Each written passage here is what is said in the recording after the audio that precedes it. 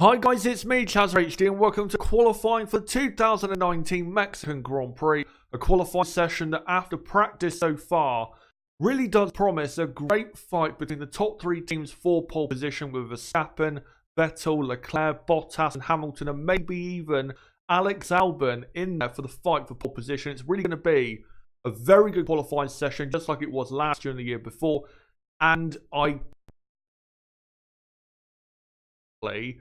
one of the best fights for pole we've had in quite a long time today. And also because the track this morning in practice 3 was wet, the track conditions are not certain, so you can definitely expect some drivers to be struggling in qualifying today. Also, hopefully you guys who are watching are doing well no matter what time it is in the world, wherever you are in the world, and hopefully today you will with me watch along and enjoy qualifying for the said Mexican Grand Prix. But as I was saying, there were practice 3 that did take place a couple hours ago, and these are the results of that session.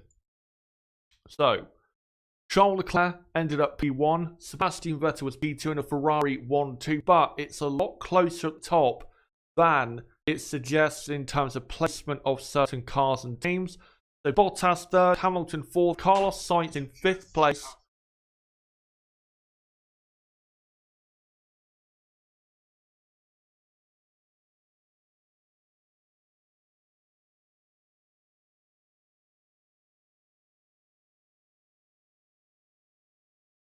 Right, hang on guys.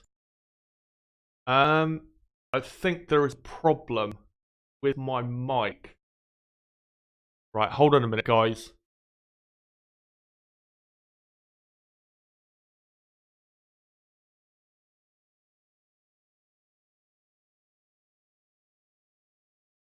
Can you guys hear me now? Do I sound better or worse? Let me know guys in the chat.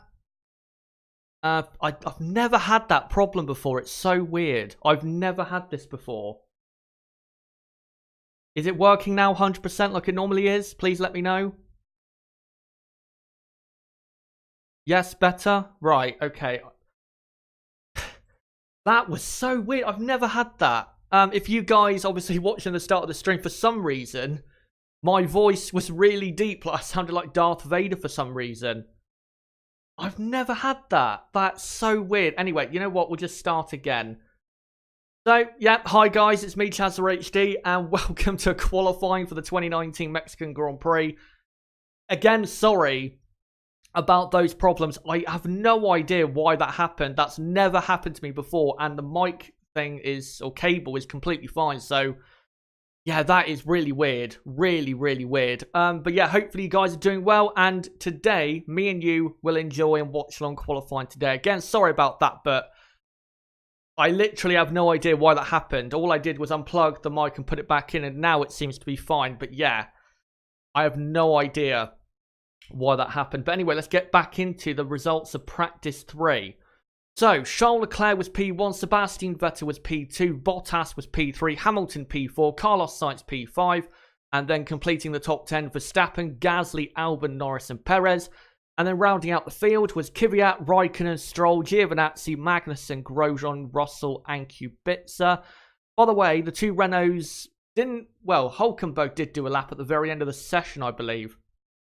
But the reason the Renaults didn't go out was because of a contamination problem in their cooler system, I think.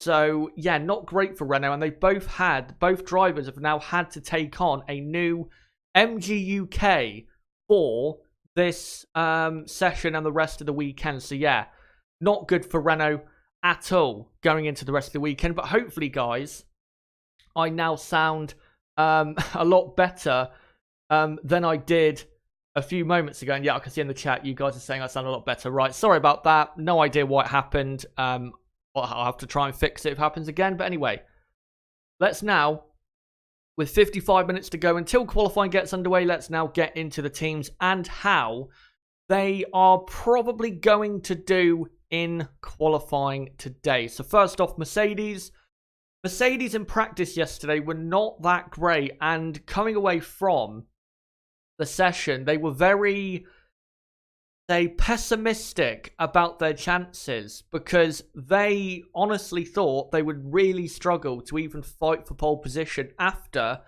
what happened yesterday. So that is definitely for them, considering that, you know, Lewis Hamilton can win the championship this week, and that is, of course, not good. But from practice 3, their car does look a bit stronger. I don't know if that's because they're using a bit more engine mode than they were in practice 2 and practice 1. It maybe is the case, but their car definitely looked better in practice 3 than it did on Friday. On Friday, the car had a lot of understeer in the slower corners, which, of course, in the middle and final sector, you cannot have because the front end has to be working for you to be able to do the best you can. But they have improved their car, and I think they were sandbagging a bit on Friday, and I think they'll definitely be right up there in the fight for pole position.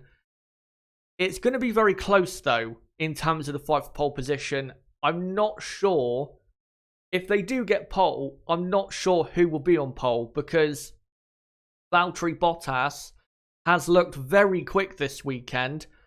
So even if the car is, say, the best in qualifying, which it might be, we don't know yet until Mercedes, you know, finally start pushing. Bottas might actually get pole, which would be quite a surprise because this is not exactly one of Valtteri's best tracks in Formula 1. So I think they can absolutely fight for pole position, and I think absolutely, despite them being quite a bit off in practice 2 yesterday, you cannot count them out. You cannot count them out. They do have a good car, and I can promise you that even if they're not on pole, they will be very close to said pole position. Next up is Ferrari, who for me have been really one of the biggest surprises this weekend because even though they coming to this Grand Prix, their engine advantage has been limited because of the high altitude we race at. So the gap they would normally have at a track like this if it wasn't at altitude is, quite a bit smaller. They still are right up there in P1 and P2, and it really does show that when it comes to pace over a single lap, this Ferrari car is at the moment truly special. On a Sunday, it's not special at all. It's actually quite a hard car to drive if you look at previous races. But when it comes to pace over a single lap, this Ferrari is probably the best car right now in Formula 1. And you could easily argue that it's the best car this weekend for qualifying. I don't think it will be the best car in the race, even if they do get pole position or even lock out the front row. But definitely, when it comes to qualifying, they have the car to get pole position, which is something I was not expecting. I thought Ferrari would be, say, at best, P4, P5, kind of like they were this time last year. I didn't think they would be, that great this weekend, but so far, Ferrari do have the pace. But again, Mercedes might be sandbagging a bit, so who knows whether Ferrari really do have the best car. If they do get pole, though, again, it's going to be very close. It's not going to be Ferrari getting pole by 0.3 of a second or half a second. It's going to be a very close thing at the very top at the end of qualifying. Next up is Red Bull, the last of the top teams, and Red Bull's car looks about the same as it did yesterday in terms of grip and speed compared to Ferrari and Mercedes. Max Verstappen and Alex Albon, yes, they were P6 and P8 in practice 3, but they could have done a final run if they hadn't been held up in traffic and hadn't gone off the track. So Red Bull could have gone a lot quicker in practice 3. So Red Bull are definitely in the fight for pole position today in Mexico, just like they were last year, of course, and the year before. And with Max Verstappen, I'm not sure he'll get pole, but he'll be in there for sure. There is no doubt about it. Max Verstappen will be very close to pole position. It's going to be tough for him to get pole, no doubt about it, because, Lewis Hamilton's looking good or better today than he was yesterday. Bottas also looking good. Also, Sebastian Vettel looking very strong in the Ferrari. And Charles Leclerc is, you know, slowly but surely getting up to speed with his teammate Sebastian Vettel as well. So it will be tough for Verstappen to get pole, but he'll be in the fight for sure. And I wouldn't be surprised if he ended up qualifying in the top 3 or even top 2 in qualifying today, because he's so good around this track and so is the Red Bull car. And hopefully Alex Albon can put behind him the crash of practice 2 yesterday, which was a bit embarrassing, and has also limited the amount of spare parts that Red Bull have for the rest of the weekend. Hopefully he can bounce back and put in a result which is not too bad, but in terms of lap time can be, you know, in the Max Verstappen ballpark. Hopefully that can happen for Alex Albon. But guys, before we go on to the midfield, let me know in the live chat right now, for the top teams, how do you think they'll do in qualifying today? Do you think Mercedes can get pole, and do you think they were sandbagging a bit in practice and that they really do have the best car? For Ferrari, do you think they do have the car for pole position, and who do you think is more likely out of the Ferrari drivers, of course Sebastian Vettel and Charles Leclerc, to get pole position? And with Red Bull, do you think they can fight for pole with Max Verstappen? Let me know in the live chat right now, and I'll get to your comments in a moment, and I'll read them out for the next 10 minutes or so. But before I do, just need to say, don't forget to subscribe, guys, for more content like this, as later on, after this watch-along finishes, I will be doing a review of qualifying, and then tomorrow we'll be live at 6 p.m. UK time for the race watch-along for the 2019 Mexican Grand Prix. So don't forget to subscribe for that. Bottom right of the screen, you can do it right there. Or go to my homepage and do it there and hit the notifications bell. And also don't forget to smash the like button for more content like this as well. But I'm going to quickly, guys, have a drink to help my throat, which is struggling a bit. And then I'll come to you guys in just a moment.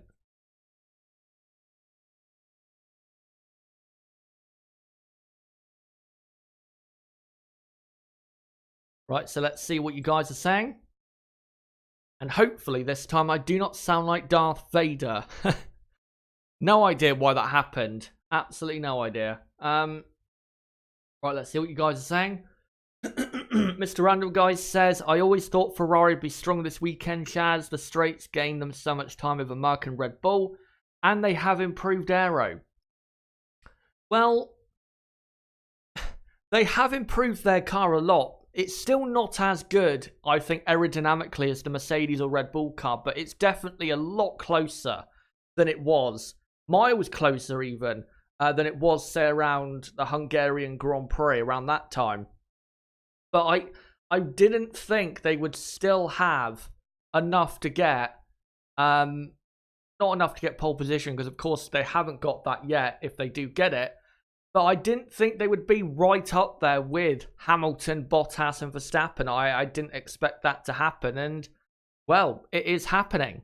So, you know, kudos to them, but I still have a feeling that Mercedes are sandbagging to a degree. I think they could definitely go a lot faster. We've seen this. This has been a pattern in 2019 where Mercedes in practice have always looked worse than they've actually turned out to be in qualifying. So I still think Bottas and Hamilton have quite a bit more to give in their car, considering what they were doing in practice. And Ferrari tend to be, you know, great in practice, but then when it comes to qualifying, they tend to not always drop off. There's been plenty of times where they've replicated what they've done in practice into qualifying, but there's also been times, for example, like Baku, where they've been dominating the weekend, and then they've just, in qualifying, completely dropped off the pace they were showing in practice. So I think Mercedes are going to be right there. No doubt about it. Rick Visser says, yep, Mercedes will be faster. Yeah, I think Mercedes are not going to be faster maybe in qualifying, but I think in the race for sure, Mercedes will have a faster car. I have no doubt about that whatsoever, because in the race, because the tyres will wear out a lot, and because, you know, once the race fuel, of course, gets put on board all the cars, the Ferrari just goes a lot slower in the race. And I think the Mercedes absolutely, and the Red Bull, will be a better race car. And that's why, even if Ferrari do lock out the front row, I don't think that necessarily means that Ferrari are going to win the Mexican Grand Prix. Because I don't expect them to have a very good car in the race, to be honest. But in qualifying, maybe they'll be quicker Mercedes. But in the race, I think definitely Mercedes will have the better car. Rick Visser, Red Bull definitely have the problem of being good in practice and then having no pace in qualifying. They've had that problem basically since the turbo era began. And I think the reason that is because the other manufacturers they've competed against, you know, Ferrari and Mercedes, have a lot more power to give once we get to qualifying, and they're able, Ferrari and Mercedes, to turn their engines up more than Red Bull can. So Red Bull, in practice, I believe, are a lot closer to their limit in terms of power than Ferrari and Mercedes are, because Ferrari and Mercedes, again, have a lot more power to give. So I think that's mainly the reason why Red Bull, when it comes to qualifying, tend to drop off. And then in the race, once the teams, you know, don't really use the max power they have, no pun intended, that's when Red Bull then start to really close the gap, because then the power differences aren't as big as they are in qualifying. And really, if you're going to look at who has the best engines in Formula 1, you've only got to look at qualifying. You can't look at the race, because in the race, all the manufacturers are just saving power for when they maybe need it later in the race. But in qualifying, that's when you really get to see who has the best power in Formula 1. Right. Let's find a couple more comments, and then we'll get into the midfield. And also, when we go to Renault, there's a couple more things to talk about with Renault to do with this whole illegal brake bias thing. Very interesting stories have come out, put it that way. Mostly an F1 fan asks, did you hear the winning car will be displayed on the podium tomorrow? Yes, I did. And I'm not really against it, as long as they can fit it up there and it doesn't damage the car or the podium. I don't mind. I think it would actually be a good thing to see, because yes, the drivers, of course, they are the superstars of Formula 1, but without their machinery, they wouldn't be able to do what they're able to do. So it is also good to, you know, display the winning machinery as well on the podium that, you know, helped whoever driver wins the Mexican Grand Prix. Right, let me find one final comment, and then we'll get onto the midfield. Let me find one comment, and then we'll get onto the rest. Emma Dumay, I think it is, says, would love to see Vettel on pole, but I don't know why Leclerc might take it. Well, if you think back to earlier on in the season, Sebastian Vettel was a lot better in qualifying terms up until about the French Grand Prix. And then since the French Grand Prix, Charles Leclerc has been clearly the better driver when it comes to qualifying. I know Sebastian Vettel got pole at Suzuka, but that is Sebastian's best track in Formula 1. It's his most favourite track in Formula 1. And if you look at the races before that, Charles Leclerc has been comfortably beating Sebastian when it comes to pace over a single lap. So you're not wrong for thinking that maybe Charles Leclerc can get it, because, again, since Paul Ricard, Leclerc has been clearly a faster driver over a single lap. And that was probably his biggest weakness in the first 7 or 8 races, was getting the qualifying lap right. And, well, thankfully for him, he has got it right.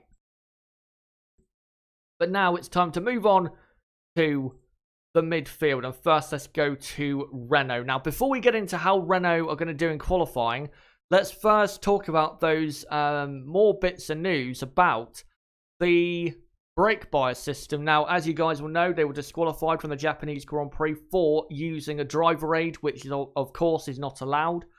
And Renault come out and said, well, you know, this is legal by the technical regulations, and they don't believe it is sorry, a driver aid. But the interesting things that have come out since is that, one, Renault have come out and said officially that they have been using this brake bias system for a long time, way before this season started. So, in my opinion, because of that, Renault should be investigated further and I think disqualified from the 2019 World Championship, because they have admitted that they've used a driver aid, at least in 2019. I mean, you can't disqualify them from every single championship they've used it, because I think that'd be a bit ridiculous. But, in 2019, they have fully admitted that they've been using this driver aid. So, surely they've got to be disqualified from the championship because they're using an illegal driver aid to help the drivers. And even though that is not illegal when it comes to the technical regulations, it's illegal when it comes to the sporting regulations. So even though technically it is legal, because the cars are driven by drivers, it's illegal anyway. So I don't understand why there's not a further investigation into Renault. And I honestly think Renault should be thrown out of the 2019 World Championship, because you cannot allow a team to use a driver aid for the entire season. And Renault, by the way, have come out and admitted this. I am actually going to do a video about this whole thing in a couple weeks' time after these back-to-back races, Mexico and then the US Grand Prix, looking at this a bit further. But yeah, Renault, I think they are in deep trouble if the FIA do continue investigating this whole illegal brake bias system. And also, another bit of news which is interesting that really shows you how long they've been using it. Romain Grosjean, who of course was with the Enstone team before they became Renault again, in 2015 when he was driving for Lotus, and he said after practice that when he was with Lotus, they were using this system. So they've been using it since at least 2015. So again, I think further investigations have got to be conducted, because they're breaking the rules. And if you allow them to get away with it, then other teams are going to then push the boundaries when it comes to driver aids and what is a driver aid and stuff like that. So they've got to punish them, I think, further, because they've admitted that they've been using it a long time, and they've got to put a stop to this, because the drivers, clearly, as it says, I think in the sporting regulations, the drivers must drive alone and unaided. That is clear. So they've got to surely throw them out of the 2019 World Championship. Surely that has to happen. But getting into this weekend, Renault, I don't think Renault are really in for that good of a weekend. To me, they look slower than McLaren for sure, but also kind of Toro Rosso as well. So Renault might struggle to get into the top 10, and that really would just conclude or sum up how poor their 2019 has been, because this time last year, Renault dominated the midfield battle. They were on the fourth row of the grid, and I think Hülkenberg, who finished the race, was miles ahead of Charles Leclerc, who finished in P7 in the Sauber. So for them to dominate the midfield battle this time last year, if they were if they were to then get knocked out in Q2, that would be pretty embarrassing for Renault. It really, really would. So yeah, it's not looking good for Renault at all. Not looking good, especially when you consider that in practice 3, the drivers basically did no laps at all because of that problem with the cooling system, I think, or intercooling system. I can't remember exactly what it was, but not looking great at all for Renault on all fronts right now in Formula 1. Next up, there's McLaren, looking great for them. Carlos Sainz is probably going to qualify in P7 if the top 6 drivers don't have no reliability issue or crash out of the not the Grand Prix, out of qualifying.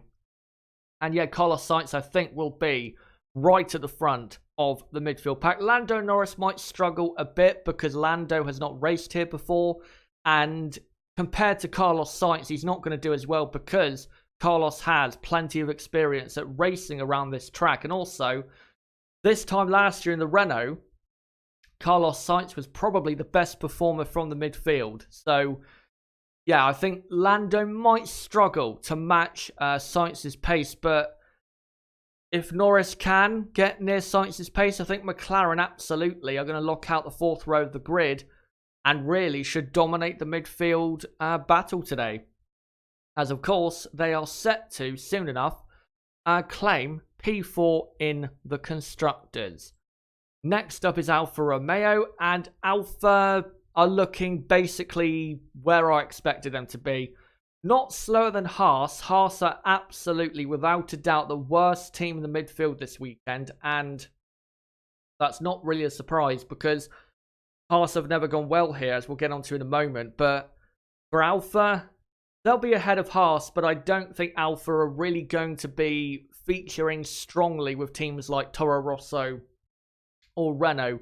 Maybe they can mix it with Racing Point and maybe get a P13, P12 at best, but I really don't see this Alfa getting into the top 10. The car's been off the track plenty of times this weekend, and I just don't see how Alfa have a speed, to get into the top 10.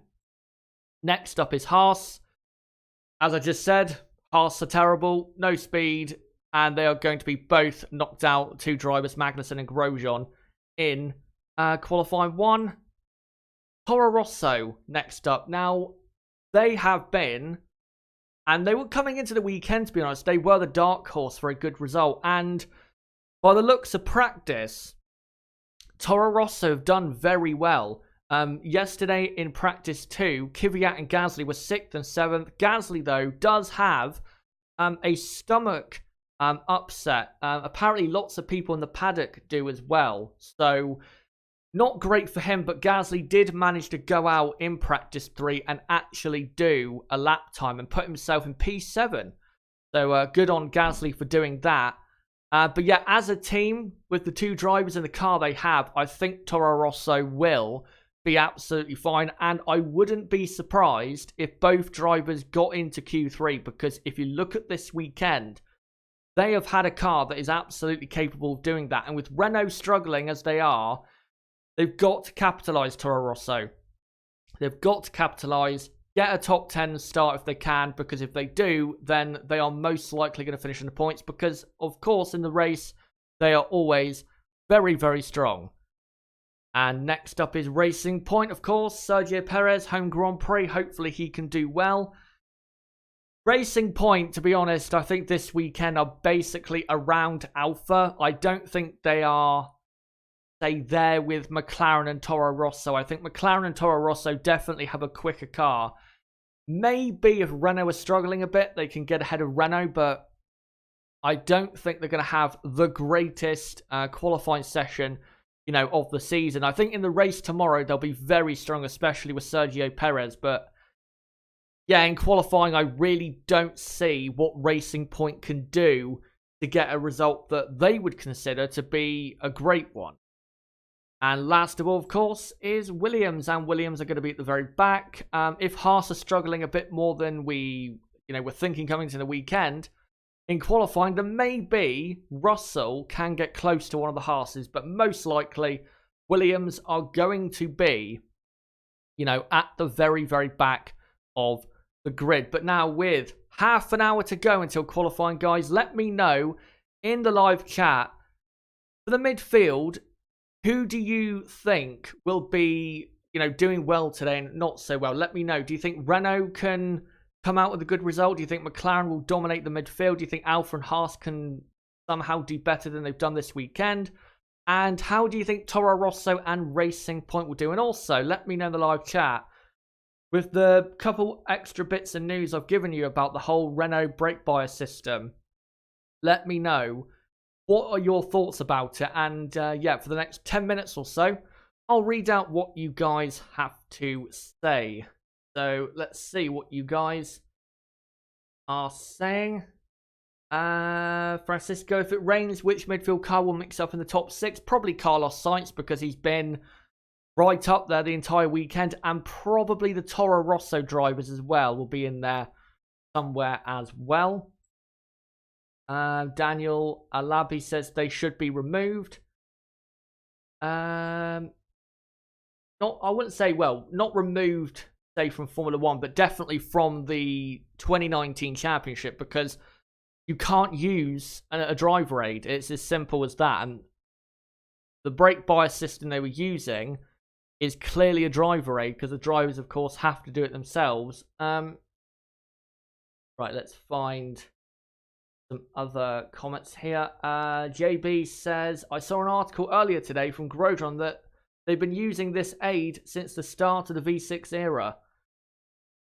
Well, again, I don't think they can go back and just disqualify them from every season since 2014, but I think definitely for 2019, now they've been caught, they've got to take action and punish them severely, because they cannot allow, this to go on. And I think, you could absolutely make the argument that Renault may be ahead of Toro Rosso and Racing Point at times because of this brake bias aid. And it definitely is a driver aid, by the way, because the drivers normally have to, on the steering wheel, press, up and down buttons to select the amount of, brake bias they want into a certain corner.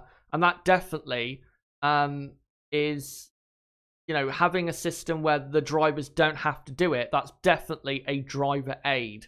So they've got to punish Renault, I think, quite severely to stamp this out. Francisco says, I'm afraid Renault will quit F1 next year. Such a shame, like in the early 2010s. Yeah, probably. I think Renault are on their way out, especially when you consider that they won't be supplying any other teams after 2020. If they remain in Formula 1 after 2020, the only team with a Renault power unit will be the Renault Works team if they do continue, into 2021. And by the way, all the teams have yet to sign officially the Concord agreement that goes past 2020. So if Renault are going to leave Formula 1, it will be after 2020. It won't be at the end of this year, because there is a Concord agreement they signed, and, they can't really go against that. But yeah, I think at the end of 2020, I think that's definitely a possibility. De Rugara, I don't think they will disqualify them, to be honest. Yeah, I'm not sure they will, but they probably should. They probably should, because, again, you've got to send a message that this will not be allowed. And I wonder also, with Renault coming out and saying that they've been using this for a long time, this system, I wonder if they're going to investigate other teams to see if any other teams have been using this system, because if Renault are using it, surely there's got to be another team out there that's doing it as well. And Awesh says it's the FIA's fault if they haven't detected it for 5 years. They can't be disqualified because it's silly for FIA not to notice it for 5 years.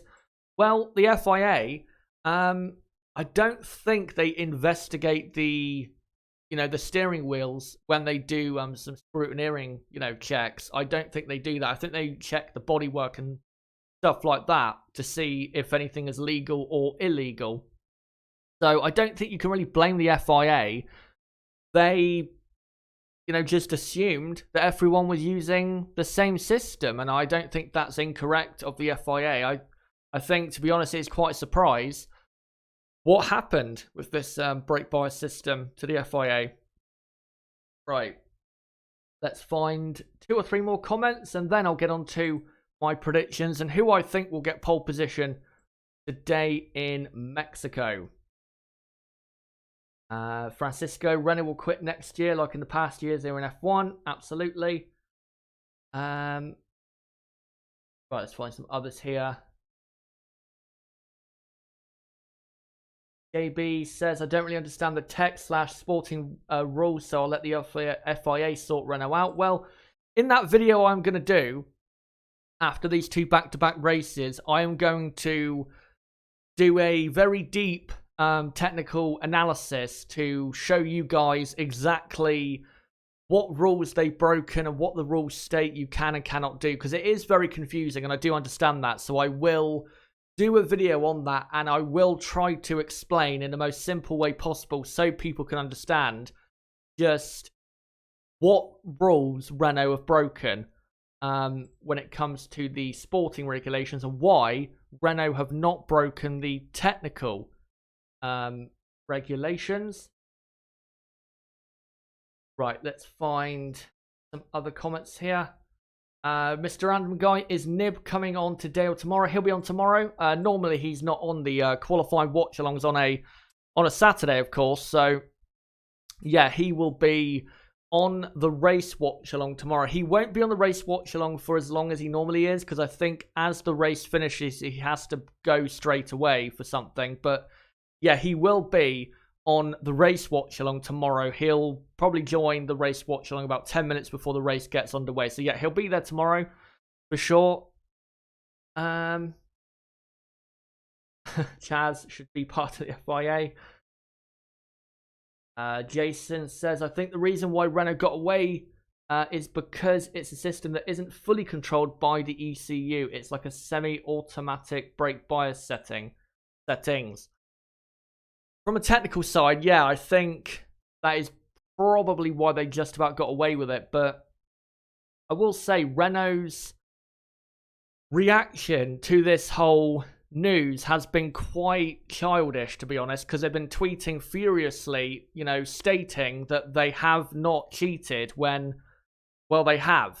Because, again, they have broken the sporting regulations that say you cannot drive the car with a driver aid like what they had. Yes, they didn't break the technical regulations, which, over and over again, they've stated, we have not broken the technical regulations, we're not hiding anything. Yes, we understand that, but because in Formula 1, there are drivers that drive the car, it doesn't matter if it's legal on the technical side, because unless you're going to drive the car itself, it's a driver aid, and that's not allowed. So, them talking about how technical, the technical regulations say it is completely legal, it's pointless them saying that, because that's not what they got done for. Anyway, right, let's find one final comment and then we'll get on to those predictions. Mr. Labman, it is not only Renault but also Ferrari is breaking the rules, only they are really smart, you cannot catch them yet. I don't think Ferrari are breaking the rules. Well, from the main standpoint that we don't actually know what Ferrari are doing to get the amount of power they are getting. I know some of the rival teams are asking the FIA to investigate the Ferrari engine, but I don't think the teams are doing that to get Ferrari, disqualified or anything like that. I think what they're trying to do is find out what they're doing so they can copy them and try and get the same amount of power. But from what I have heard from, what Ferrari are doing, I don't think what Ferrari is doing is illegal.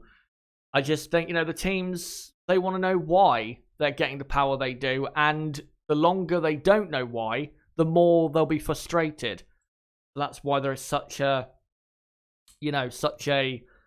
big news topic around it. Anyway, let's now, with 21 minutes to go until qualifying gets underway, let's now get into my predictions for qualifying and who I think will get pole position, finishing second, third, fourth, fifth, and sixth. And don't forget, guys, in the live chat to put your predictions in, and I'll make sure to read those out in the final 15 minutes or so before qualifying officially gets underway in Mexico. Now, these predictions, firstly, are different to the predictions for qualifying I had before the weekend started. Before the weekend started, in my preview, I said that I thought Hamilton would get pole from Max Verstappen second and Valtteri Bottas in third.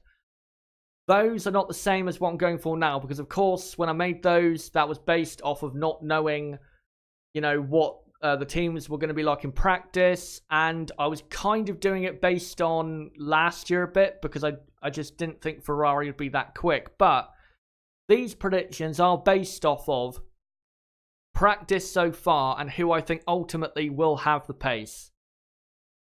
So, getting pole position, in my opinion, will be Sebastian Vettel for two reasons. One, because the Ferrari car is a lot stronger this weekend than I was expecting, and I think in qualifying trim, it is the best car in Formula 1. We cannot doubt that whatsoever. But also, Sebastian is driving so well this weekend. He's driving kind of similar to how he was back in even, 2017, where he got pole position here in Mexico. And I think as long as he continues what he's been doing and keeps the pace up, I think he will do absolutely fine. And I think combined with the Ferrari car and the speed, that they have when it comes to qualifying, I think he will get pole position. If he does, he'll be a second pole position in Mexico, and Ferrari going for their first pole in Mexico since 2017, where of course Sebastian Vettel got it, but of course the race did not exactly go the way they planned, with Sebastian pitting at the end of the lap 1 because of I think he had no front wing after making contact with Lewis Hamilton and Max Verstappen. In second, I think will be Lewis Hamilton, because 2 reasons. One, I think when it matters, Lewis will produce the pace in qualifying to get onto the front row. And also, I think in practice so far, Mercedes have been sandbagging a bit. I think in practice too, for sure, they were not pushing anywhere near as hard as, say, Ferrari were. And I think Mercedes have a lot more to show than what they showed in practice too yesterday. So I think Lewis Hamilton will qualify second, but because the Ferrari car is a better qualifying car, I think Lewis Hamilton will end up in second place on the front row. If he does get pole, though, it'll be his second pole in Mexico. His last one was 2016. And the team, Mercedes, are going for their third pole position in Mexico. Again, their last pole was 2016 and then 2015 before that with Nico Rosberg. And then third, in my opinion, will be Max Verstappen in the Red Bull. Kind of because the Red Bull car is definitely closer to the other top 2 teams in qualifying trim than they normally are at tracks that are, normal tracks that are not at high sea level like this track in Mexico. But also because Max Verstappen is so good at this track, I think we could definitely provide the argument that Max Verstappen is the best driver at this track out of the current field. And without a doubt, he will be in the fight for pole. I don't think he'll get it, but he will be in there very close to pole position and will be a force for sure in the race tomorrow. But if he does get pole, it'll be his first ever pole position in Mexico, of course. In 2018, he looked destined to get pole, but missed out, and Daniel Ricciardo got it. And the same happened basically in 2017 as well. The Red Bull are going for, not their first pole, I've messed up the text there, it's a bit of a typo. Red Bull are going for their second straight pole in Mexico. That's what it's supposed to say, instead of going for first pole, second straight pole. That makes no sense, of course. But yeah, Red Bull going for their second consecutive pole position in Mexico. Of course, last year they locked out the front row with Daniel Ricciardo on pole and Max Verstappen in second position. But guys, let me know right now for the final 15 minutes in the live chat, who do you think is getting pole position today? Who's finishing second, third, fourth, fifth and sixth? And the rest you can do if you want to. For me, P4 will be Valtteri Bottas, P5 will be Charles Leclerc, and then 6th will be Alex Albon. You may be thinking I am underrating Leclerc a lot with my prediction, but Leclerc is not as good as Sebastian around this track. He definitely has not been as good around this track as Sebastian has been, so far this weekend. And it will be very close, very, very close for pole position. And I think Leclerc just won't be able, to get into the top 3 or get onto the front row. I think he'll miss out for some reason. And then Albon, I think, will be in 6th. And then after that, it's probably going to be Sainz, Norris, Gasly, and Hülkenberg. Probably for your top 10. But yeah, let me know, guys, in the live chat right now, who is getting pole, finishing second, finishing third, and I'll read it out in just a moment. Just want to say again, don't forget to subscribe for more content like this, as we will be back for the race watch along tomorrow at 6 p.m. UK time. So don't forget to subscribe for that. Bottom right of the screen, you can do it right there, or go to my homepage, subscribe, and hit the notifications bell. And also, don't forget to hit the like button because it does help out the channel grow, and it does show me, of course, that you guys do enjoy the content. But before I come to you guys, I'm going to have a quick drink and then I'll read out all of your predictions before qualifying gets underway.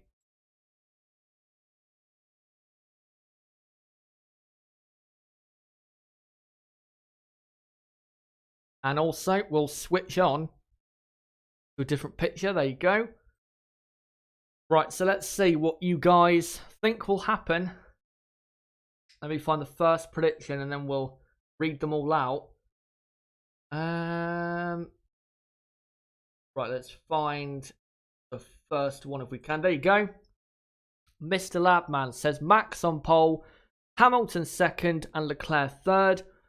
Jacob Rich says Leclerc, Hamilton, Bottas, Vettel. By the way, there is rain in the area, but from what I've seen of the Sky F1 coverage so far in the build up to qualifying, it looks as though it will be dry. But apparently, there are showers around for the race tomorrow. So look out for that. We could have a wet Mexican Grand Prix, and that will be very exciting, no doubt about it. So Eric Hine says Vettel, Leclerc, Verstappen. Mango Gamer says Vettel, Verstappen, Leclerc, and he thinks it'll be a battle between Seb and Max for pole. Similar, I guess, to 2017. JB, this is his full prediction. He says, let me just get it. Leclerc, Vettel, Verstappen, Hamilton, Albon, Bottas, Sainz, Gasly, Kvyat, Norris, Perez, Ricciardo, Hulkenberg, Stroll, Giovinazzi, Raikkonen, Magnussen, Grosjean, Russell, and Kubica. From those predictions, yeah, I pretty much agree. I think, yeah, McLaren and Toro Rosso in that midfield pack, they've definitely got the two quickest cars. And as long as nothing goes wrong, then those two should be, you know, right up there at the front of the midfield. Francisco says Vettel, Leclerc, Max, Hamilton, Albon, Bottas, Sainz, Gasly, Kvyat, Kimi. Pedro Ferreira, I think it is, says Vettel pole, Bottas second, and Hamilton in third.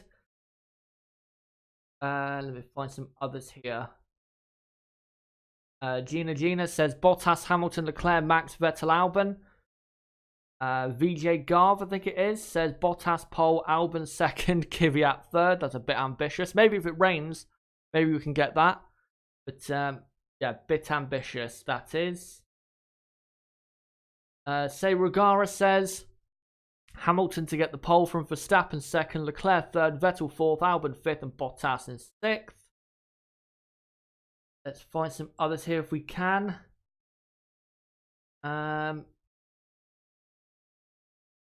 Peaceful Servant says Vettel, Bottas, Leclerc. Super Woody says Vettel, Leclerc, Albon, Verstappen, Bottas, and Hamilton. And JB is asking, do you think Gasly will be ahead of Kvyat? Yes, because even though Kvyat was ahead of him in practice 2, he did that because he put in I think a soft tyre lap time at the very end of the qualifying simulation runs in practice 2. If you look at the weekend so far, Gasly, I think, has been, you know, more consistent in being, you know, in the top 10 than Daniel has. So I think Gasly most likely will, you know, out-qualify Daniel Kvyat. It's not certainty because, of course, Daniel on his day can really put in a great performance. But again, given the weekend so far, most likely Gasly will be the driver ahead for Toro Rosso. As we'll move on to this picture with 10.5 minutes to go until qualifying. Right, let's find some others here. Leclerc, Hamilton, Vettel, Bottas, Verstappen, Albon. Find some others here if we can. As for some reason my live chat thing is glitching slightly. Prussia saying Chazza in Italy, here's why Vettel is done as a top driver. Chazza in Mexico, here's why Vettel will get pole. Me, run you fools, the end is coming. Well, you have to say this weekend he has had the strongest pace, and with the Ferrari car, you've got to say that he has had the best pace. I still don't think Sebastian is a top driver anymore, because even if you look at the races since the Italian Grand Prix, he hasn't been great, in my opinion. He's put in great performances here or there, like the first, 15, 20 laps in Russia.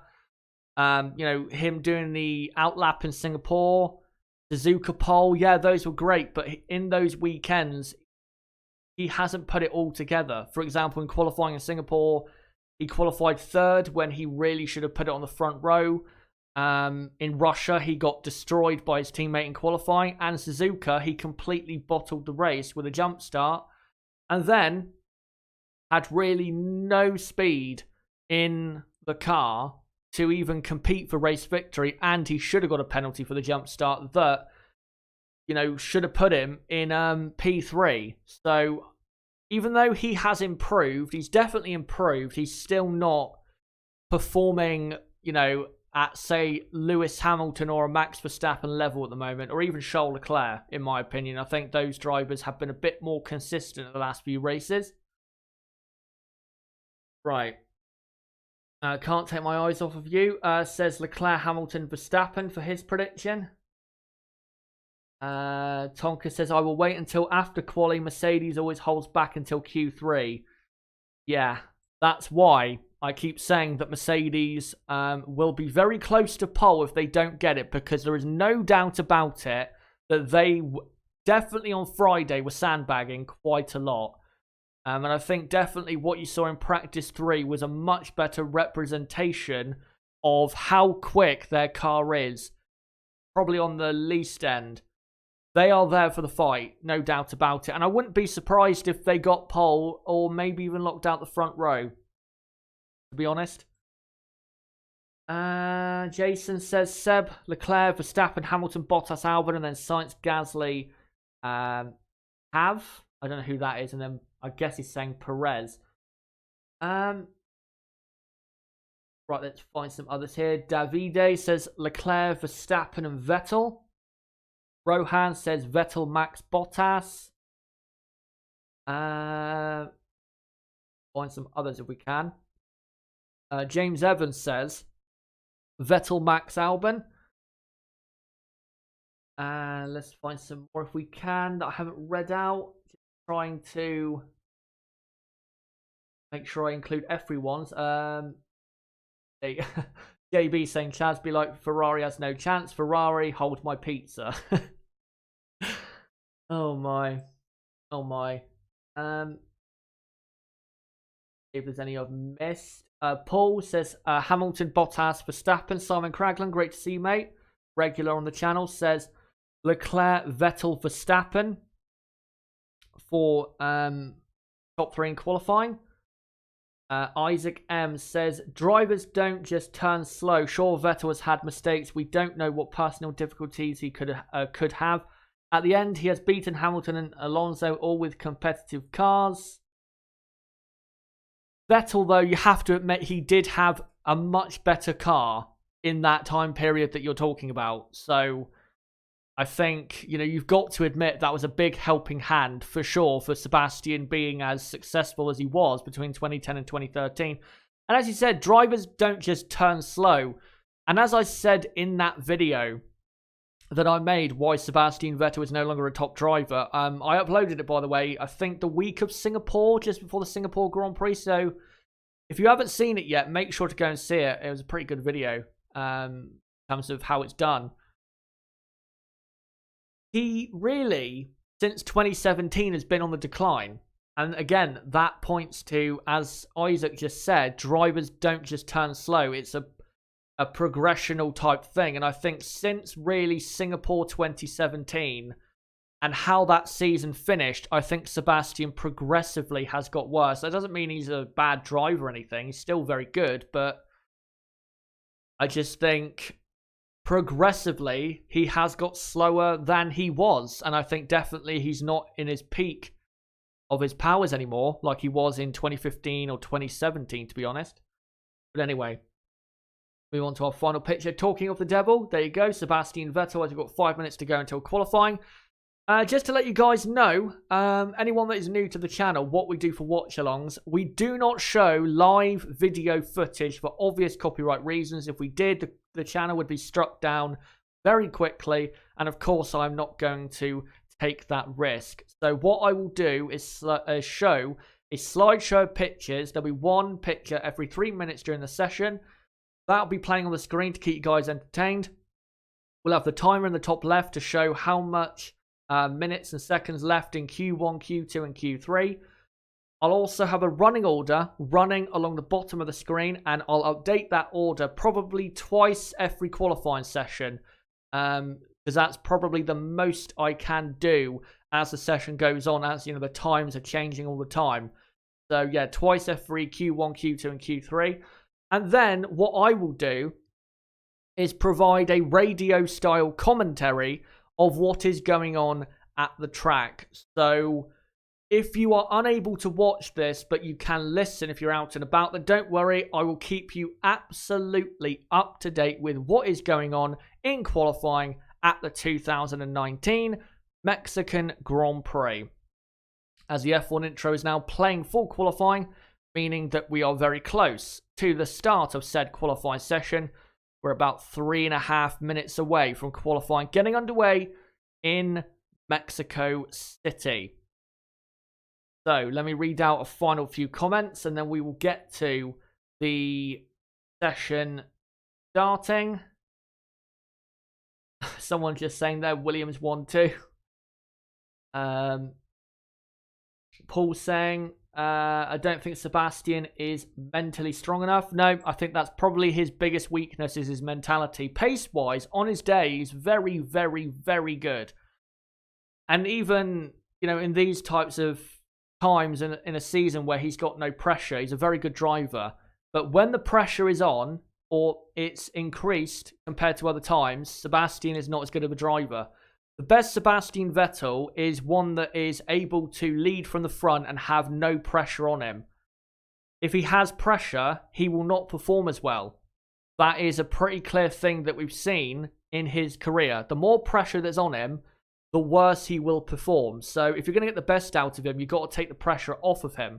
I don't know how you do that, but that is what you've got to do. If you want to get the best out of him, and Ferrari simply haven't quite done that with him. I don't think they've been able to take the pressure off of him in a way that would improve his performances, and that's why I think Sebastian is not going to be with Ferrari for very long, especially after 2020. If Ferrari have a quick enough car to compete for the World Championship and Charles Leclerc is right there, might be some trouble between the two teammates.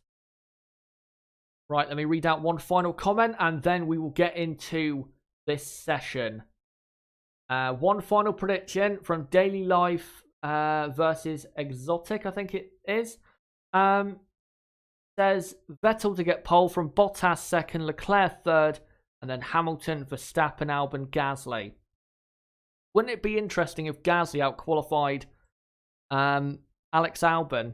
And again, it's quite funny how Gasly, since he's gone back to Toro Rosso, has been performing like a driver that deserves a promotion to the Red Bull team. I don't think he'll get it, though, because I think Albon has probably done about enough, despite the crashes in qualifying in Russia and practice yesterday. I think Albon has done enough to get a seat, but Gasly, yeah, I think he just missed the opportunity to really show how good of a driver he was when he was in the Red Bull, as they're showing at the moment on the TV, the track limit situation, and track limits might be an important thing today, so we'll keep our eye on it. But what I'm going to do is hide the timer, because qualifying is going to get underway in just a moment. So there you go, remaining in Q1. And in case you are new to Formula 1, qualifying 1 is 18 minutes long, and the 5 slowest are eliminated. And then in Q2, the next 5 slowest are eliminated in a 15-minute session. And in Q3, a 12-minute session. It's a top 10 shootout for who qualifies in the top 10. As the session is about to get underway, as we're looking at Nico Hülkenberg and his Renault, and I do expect the two Renaults to be out on track probably first because they didn't do any laps in practice 3 because of a reliability issue with both cars, and they both have a new MG UK, I believe. As we're now looking on the TV at home, driver Sergio Perez.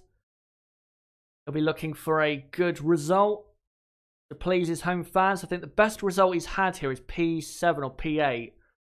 Be hoping for better as qualifying gets underway in about 5 seconds time. 5, 4, 3, 2, 1, and there you go. Qualifying is now underway. By the way, this running order is not the live order. That's the order from practice 2 yesterday. As George Russell, and the Williams is the first out on track. And there you go. There he is on your screen. Good timing. So, qualifying is underway. Who will get knocked out in this first part? Well, the two Williamses will. We know that for sure. But in the midfield, who is looking vulnerable? Well, the two Haases, they're looking quite vulnerable. They've been very slow this weekend. And the Alfa's also not looking too great. And maybe one of the Racing Points might be getting knocked out here. So, yeah, going to have a good opening battle to get into Q2 for the lower midfield positions. As Russell, at the moment, the only car on track, which is a bit surprising. Again, it's surprising that Hülkenberg and Ricciardo are not on the track, considering they only did 1 lap between them in practice 3. And now here comes Robert Kubica. So both Williamses on the circuit. As Lewis Hamilton getting strapped into his World Championship winning W10 Mercedes. And now we are looking at Russell about to start his first flying lap of qualifying. Let's see how this Williams is handling around this Mexican circuit. And the start of his lap looks very slow, so I don't think this is going to be the quickest opening lap. Very slow start to the lap as he's on the pit straight and yet warming up his tyres. So this is basically a kind of an installation lap to a degree. And I assume Robert Kubica will do the same as well in his Williams. And talking of Williams, there's Claire Williams, the woman who has, well, put this team right down to the bottom of Formula 1, you have to say. Her decisions have put that team in a horrible situation in Formula 1 right now, and hopefully they can get better, but realistically they are doomed. As now Robert Kubica starts his lap, and this looks a lot quicker through the final corner to start his lap. So here we go, Robert Kubica to start the first competitive time of qualifying. Opens a DRS and heads down to turn 1. Turn 1 very, very difficult on the brakes. But Kubica has done it just about okay. By the way, it's fully dry and the sun is out a bit. So yeah, not going to rain at all in this session. And now opens the DRS down to turn 4. And of course has done a purple first sector. And Williams just looks very heavy, I think is the word for it, around the corners. Just update that picture. There you go. Of Kubica. And he now comes into the S's, the middle sector, and yeah, the Williams looks like a slug. Not a surprise. They're closer to the midfield than they were at the start of the season, which is a good thing, but yeah, it's a very heavy looking car. Looks like they're towing a caravan still. As Magnussen and Grosjean are now on the track.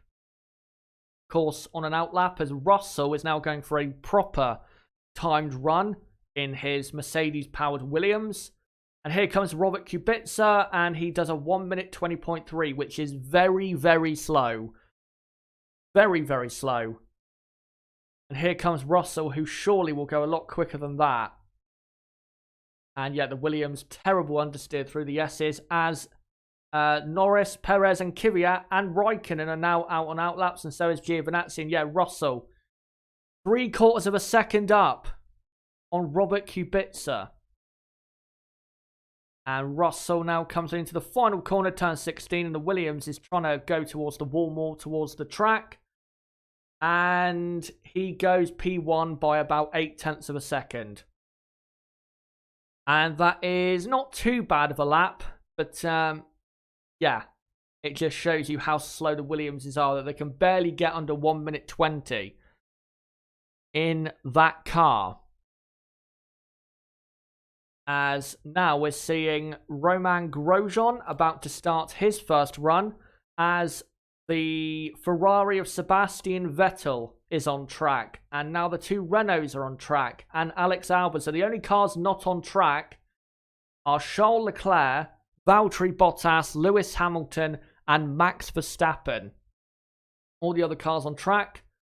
And Romain Grosjean has spun at turn 1 and gets going again. But that's just an illustration of how difficult the Haas car is to drive this weekend. They've been going off the track a lot in that Haas. And historically, they have never gone well around this track. And yet, into turn 1, and the rear end is all over the place. He literally put in not that much steering input into turn 1, and the rear end just completely spun him round. So the Haas car is handling horribly at the moment, as this is Daniel Kvyat on his first timed run. The Toro Rosso is again looking good this weekend. Let's see how they do for a first timed run. As Daniel, of course, faster than Russell so far on this lap, as Sebastian Vettel starts his first run of the session so far. Kvyat now comes into the S's, and the Toro Rosso definitely looks good in the S's compared to the other teams, as Kevin Magnussen goes third, actually slower than Robert Kubica. Quite embarrassing, but I think there was a yellow flag for Grosjean that did not help him. As now Daniel Kvyat comes to the end of his lap through the final corner, and Daniel should go P1. Well, he will go P1. Here he comes, and he does a 1 minute 17.9. Good first run. Lando Norris goes P1 on a 17.8. And now here comes home driver Sergio Perez, and he goes P3 on a 17.9. Kimi Raikkonen comes to the line and goes P1 on a 17.6. That's a good run there for Kimi Raikkonen. But Sebastian Vettel then goes 0.7 quicker on a 16.8. As now Charles Leclerc is on a lap. Everyone now on track. As Stroll goes up to P7, as Charles Leclerc now flinging it through the S's in the middle sector. And now opens the DRS. By the way, again, new DRS zone for this season, or this year at this track, in between turn 11 and turn 12 before the stadium, and he is 0.3 of a second up on Sebastian Vettel so far on this lap is Charles Leclerc with 10 minutes to go in Q1. Albon goes 0.6 quicker. That's a good run. Charles Leclerc goes half a second slower. Well, that's a good first run for Albon, a 1 minute 16.1. That's a very good opening lap time, as Valtteri Bottas goes 4th. So the only drivers, and Hamilton now goes 2nd. And Romain Grosjean has come into the pits after that spin. So the only drivers we're waiting for to set a proper timed run are Gasly, Grosjean and Verstappen. Gasly, I think, is on track. Verstappen is on track and trying to set a lap. And here we go. Here is Max Verstappen. We're not seeing his sector times. Now we are. And he's done a purple middle sector as the Ferrari moves out the way. And Max Verstappen comes through the final corner, and he should go in P1 with this. Comes to the line, and he does by 1/4 of a second. The Red Bull looking good in this first opening part as the Ferrari goes for another run. Red Bull looking good so far, as Max Verstappen then backs off. By the way, if you see any cars on intermediate tyres, these pictures are from earlier, so that's why you're probably seeing that. As Sebastian Vettel is going for another run. So we'll see what Sebastian can do. I'll get some of the running order ready. As Vettel, I think at the moment is, P5. So Grosjean is last at the moment, and then it is Russell and Kubica 18th and 19th. Well, Magnussen is 18th and then Gasly's 19th, but they are going to go faster for sure in a moment. As Vettel 3.5 tenths off Verstappen in the middle sector, and now he comes to the final corner, and this should put him in P4, I think. He does a wall of death around the outside, and no, he stays P5. Right, so let's do some of this order. So Max Verstappen is P1. From Alex Albon in P2. So, I mean, that's got to be because Mercedes and Ferrari are saving power, surely. I'd be surprised if that's because they've been saving power.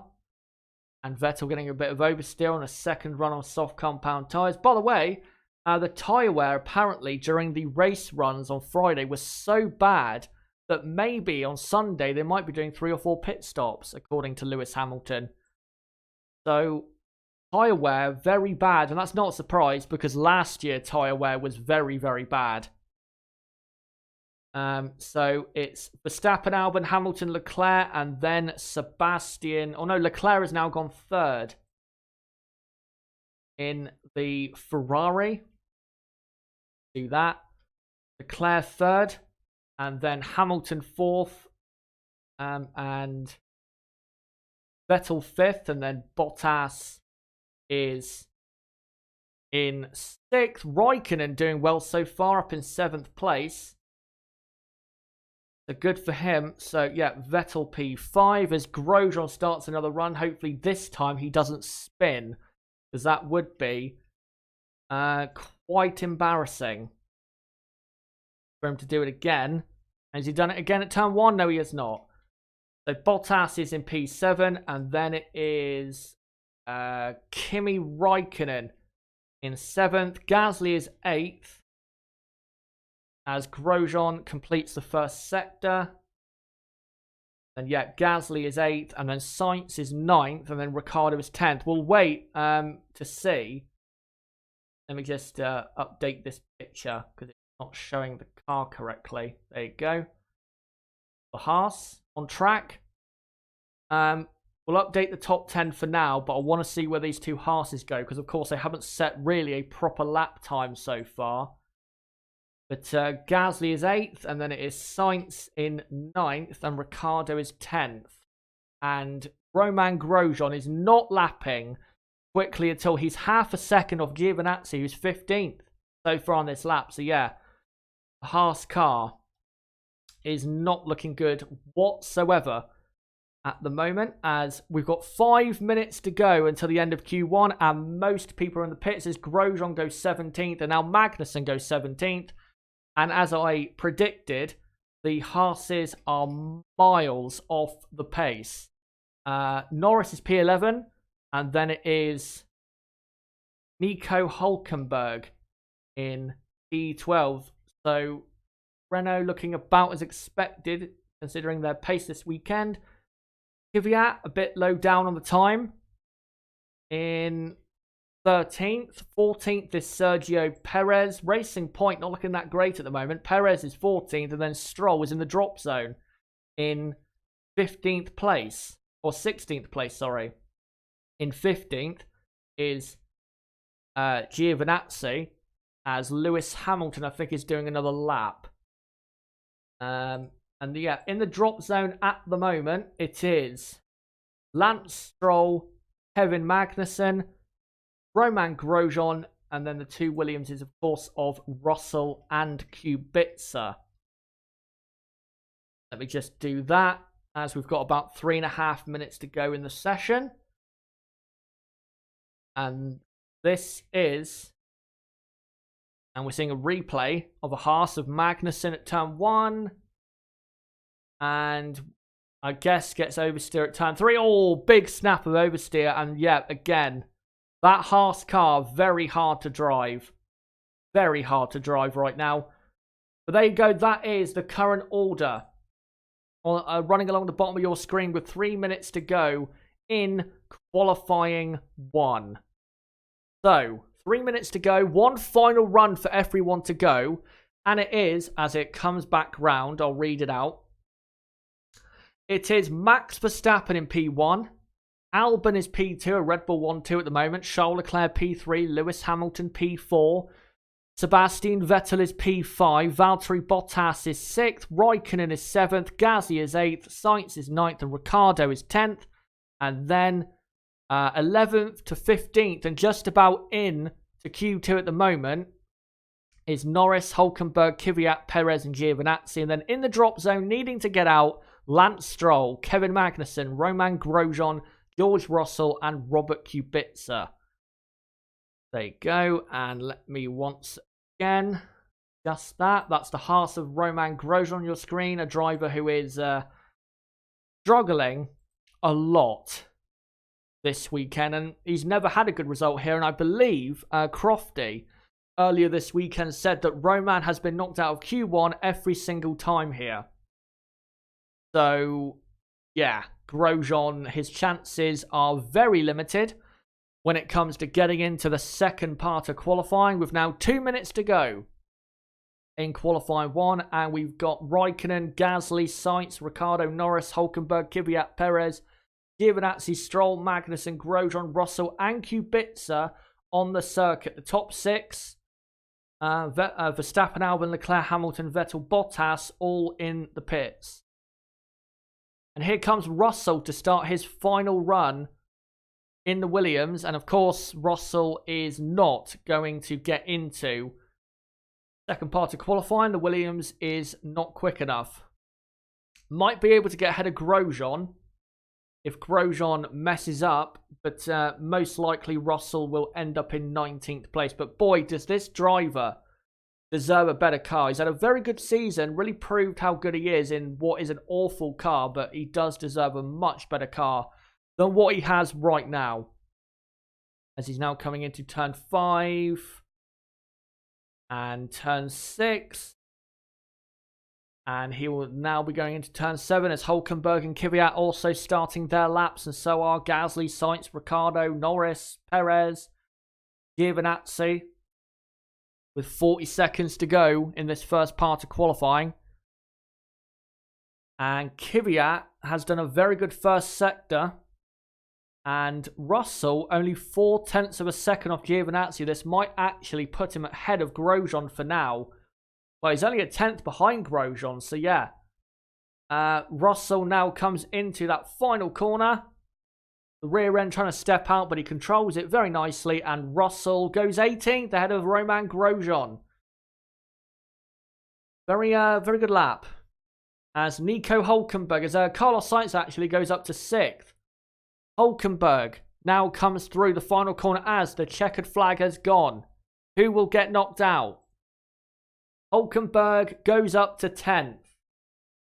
And Kvyat goes 6th in the Toro Rosso. Daniel Ricciardo currently 13th. He goes 10th. Pierre Gasly currently 13th. He goes 9th. Robert Kubica stays in 20th place. I'm pretty sure. Yes, he does. Sergio Perez comes to the line. And Perez goes up to 12th. And here comes the two Alphas on their laps. Raikkonen goes P11. Giovinazzi stays 15th. And here comes Romain Grosjean, who goes back up to 18th. But he's out of qualifying. Very poor effort for Grosjean and for the Haas team, to be fair. And Magnussen also out. Where is Lance Stroll? And Stroll is qualified in 16th place as well. So, qualifying 1 is over. Let me just do the text for that. So, Q1 is over, and the finishing order is Verstappen, Albon, Leclerc, Hamilton, Vettel, and then in 6th place it is Daniel Kvyat. 7th it's Carlos Sainz in the McLaren, and then Valtteri Bottas dropped down to 8th. Of course, though, Valtteri did not go out at the end of the session. In 9th is Pierre Gasly. Toro Rosso, again, looking good. And that's what they've got to do if they are going to beat Renault this weekend in that critical fight in the World Constructors' Championship. Norris completes the top 10. And then it is Kimi Räikkönen P11, which is not too bad considering how the Alfa has been this weekend and how they were expected to do. So Räikkönen P11.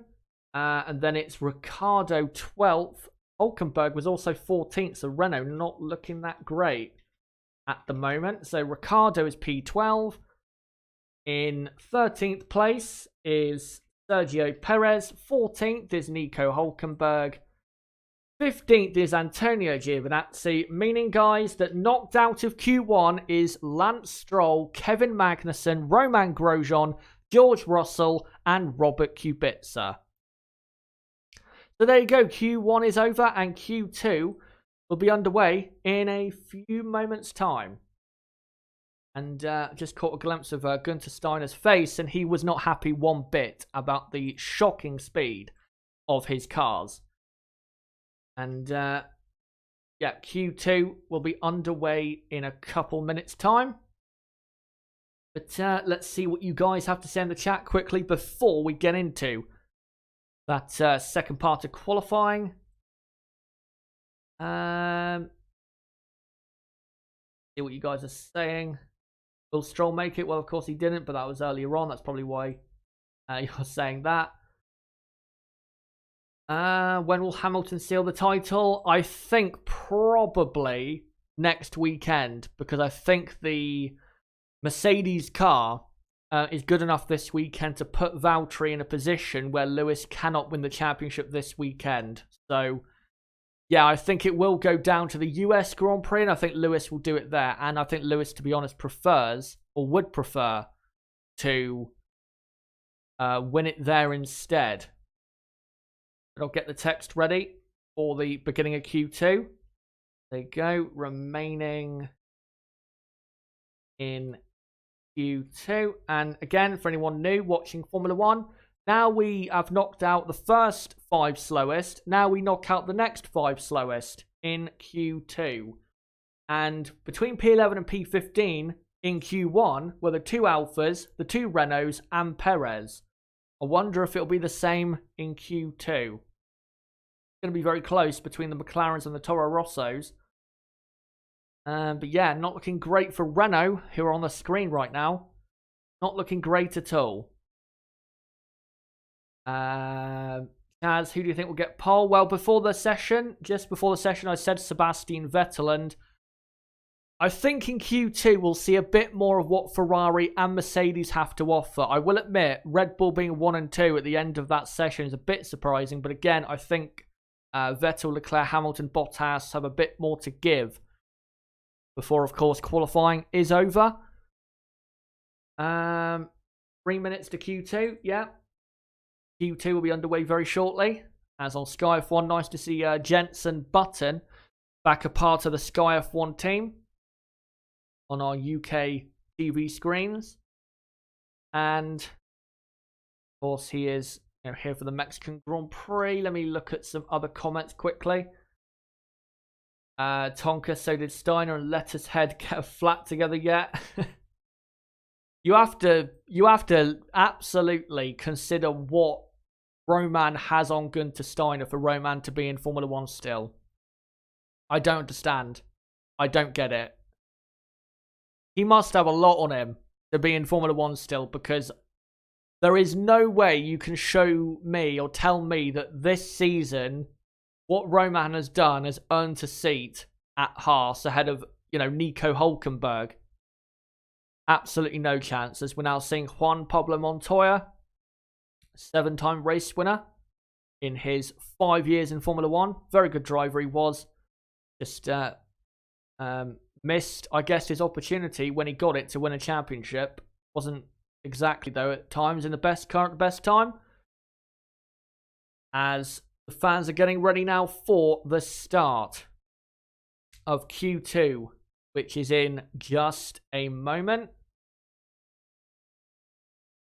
As fans, lots of Renault fans there, which is interesting to see. Didn't know there was that many Renault fans amongst the Mexican fans, if I'm being honest. And Hulkenberg sat in his garage waiting to go out. And again, as I said a few moments ago, and he's on the screen right now on our screen, he's under pressure. Renault are under pressure. As Q2 is underway right now. That timer on my screen is about a second behind the real one, so there you go. But Q2 is underway, and the first cars on track are the two Toro Rossos of Daniel Kvyat and Pierre Gasly on medium tyres. Medium tyres? What are they trying? I know the tyre wear's bad, but that's a bit weird that they're going for medium tyres. I do remember, though, the two racing points of Perez and Ocon last year tried to get desperately into the top 10 on ultra soft tyres, which was the harder compound.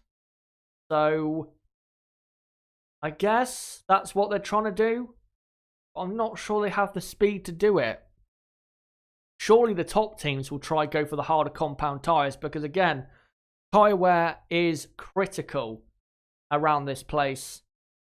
But we don't even know if it's going to be dry tomorrow, so bit of a strange decision. And yep, the two Ferraris are coming out on medium compound tyres. Maybe everyone will come out on mediums, but still, that is a bit of a surprise. Track position is still very important at a track like this, especially in the middle and final sector. As Daniel Kvyat now starts his first flying lap on the medium compound tyre. Again, I'm very surprised about that, but here we go. And Pierre Gasly also starts his first flying lap on medium compound tyres. As Kvyat now comes down to turn 1, and the Toro Rosso this weekend, it doesn't look amazing, but it just looks so nicely balanced around this track. Looks like a very comfortable car to drive, and that's exactly what you want around this track. As Kvyat now into turn 4 and turn 5. Gasly has done a faster first sector, of course in the same car, as Charles Leclerc moves out of Daniel Kvyat's way. And Race Control have said that a pit lane incident between Daniel Kvyat and Daniel Ricciardo in Q1 will be investigated after the session. Hopefully we get a replay because I don't remember seeing that during Q1. Yeah, hopefully we get a replay as Kvyat gets straddled a lot on the exit curb of turn 12. And that's going to affect his run. He's sliding all over the place, is Daniel. And now he will come to the line. What lap time can he do? It's a 1:17.7. Not sure if that's a good enough time. Gasly does a 1:18.1 and goes second as Leclerc, Hamilton, Vettel, Sainz, Bottas, Ricciardo and Hulkenberg are all on a lap. Sainz, though, has backed off and is going for another run, as funnily enough, he's on the screen right now. And yep, Carlos going for another run on the medium compound tyres. So everyone on mediums, as Bottas is about to go P1. He has so far on this lap been, I was about to say he's been fast, and he's gone off the track at turn 13, and that's blown his lap, and now he lets through Lewis Hamilton, who will go P1 on a 1:16 point something. And here Hamilton comes, and Hamilton does a 16.4. That's a good run on the medium compound tyres. And Bottas will go again, and so will Carlos Sainz. But Verstappen, as Sebastian Vettel goes P1 by half a second. So here's Bottas, and into turn 13, locks up the inside front, and the amount of understeer is like a London bus, and he goes off the track. So no way Valtteri could continue that lap. And we cut back, and Charles Leclerc has gone P2, 3/10 off his teammate. Albon is half a second off Sebastian Vettel so far. Verstappen, though, a 10th up. So Max is flying. Let's see where Albon goes in the Red Bull. Through the final corner comes Alex Albon. And he now comes to the line and goes into P4. Here comes Max Verstappen, though. And Verstappen goes second. About 0.2 of a second off. Good run there for Max. And now we wait for Lando Norris on the soft compound tyres. So Norris going for a different strategy. And Norris goes P7. As Hülkenberg is 6th. And Ricciardo is also 8th. But we have most of the times on the board. I'll wait until Bottas, Raikkonen, Perez and Giovinazzi set a proper time. And then I will update the running order as we have about 9.5 minutes to go. In qualifying 2, as one of the Racing Point cars there is on its outlap. Ahead of a Renault, I think. And here comes that Racing Point on soft compound tyres. And it is Sergio Perez. Let's see what Perez can do in the Racing Point on the softer compound. As he now comes down to turn 1. Car looks fine. Gasly goes up to P10. Puts his teammate Kvyat in the drop zone. Surely the midfield will go out on soft tyres to make sure they get into the top 10. Because honestly, I think that is more important. As also the two Alphas are now on a qualifying run. As Perez getting applauded by the crowd as he goes through turn 6 and now comes into turn number 7. Car not looking great, but it might be able to put him into the top 10 considering the medium tyre runners we have. From the midfielders, Valtteri Bottas does a first proper run and goes ahead of Lewis Hamilton by 1/10 of a second. As Perez is 1/4 of a second off Carlos Sainz. As Giovinazzi goes P11. And here comes Sergio Perez, who will probably go into P11 ahead of Antonio. And Perez, we're not seeing him for some reason, but Perez comes to the line and no, goes P7. Sergio Perez into the top 10 as Raikkonen is 0.008 of a second up on Daniel Ricciardo, who is 10th. And Raikkonen, bit of understeer into turn 13. I think that cost him quite a bit. As he now rounds the final corner. And Kimi Raikkonen comes to the line. And Raikkonen is 13th. So let me, with 7.5 minutes to go, update the running order. So currently top is Sebastian Vettel, who's done that plenty of times this weekend so far. Let me just undo the caps there. And Perez and the Renault there getting a bit close. And the Renaults have actually gone out on soft tyres. I thought they were on mediums, but they're not.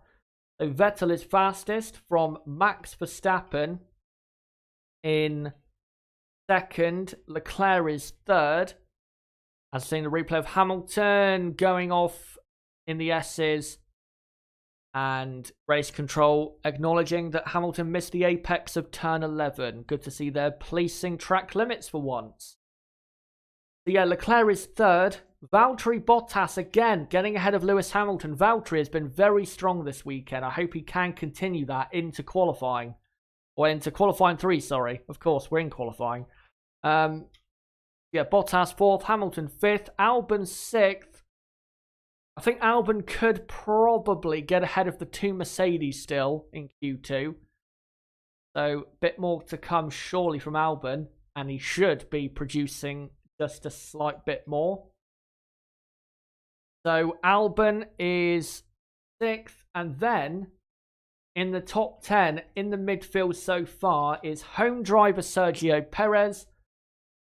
Nico Hülkenberg is 8th. I've seen a replay of Kvyat at turn 12, and there's just a replay of him straddling the curb. That cost him a lot of lap time, and he can go a lot faster. Can Daniel.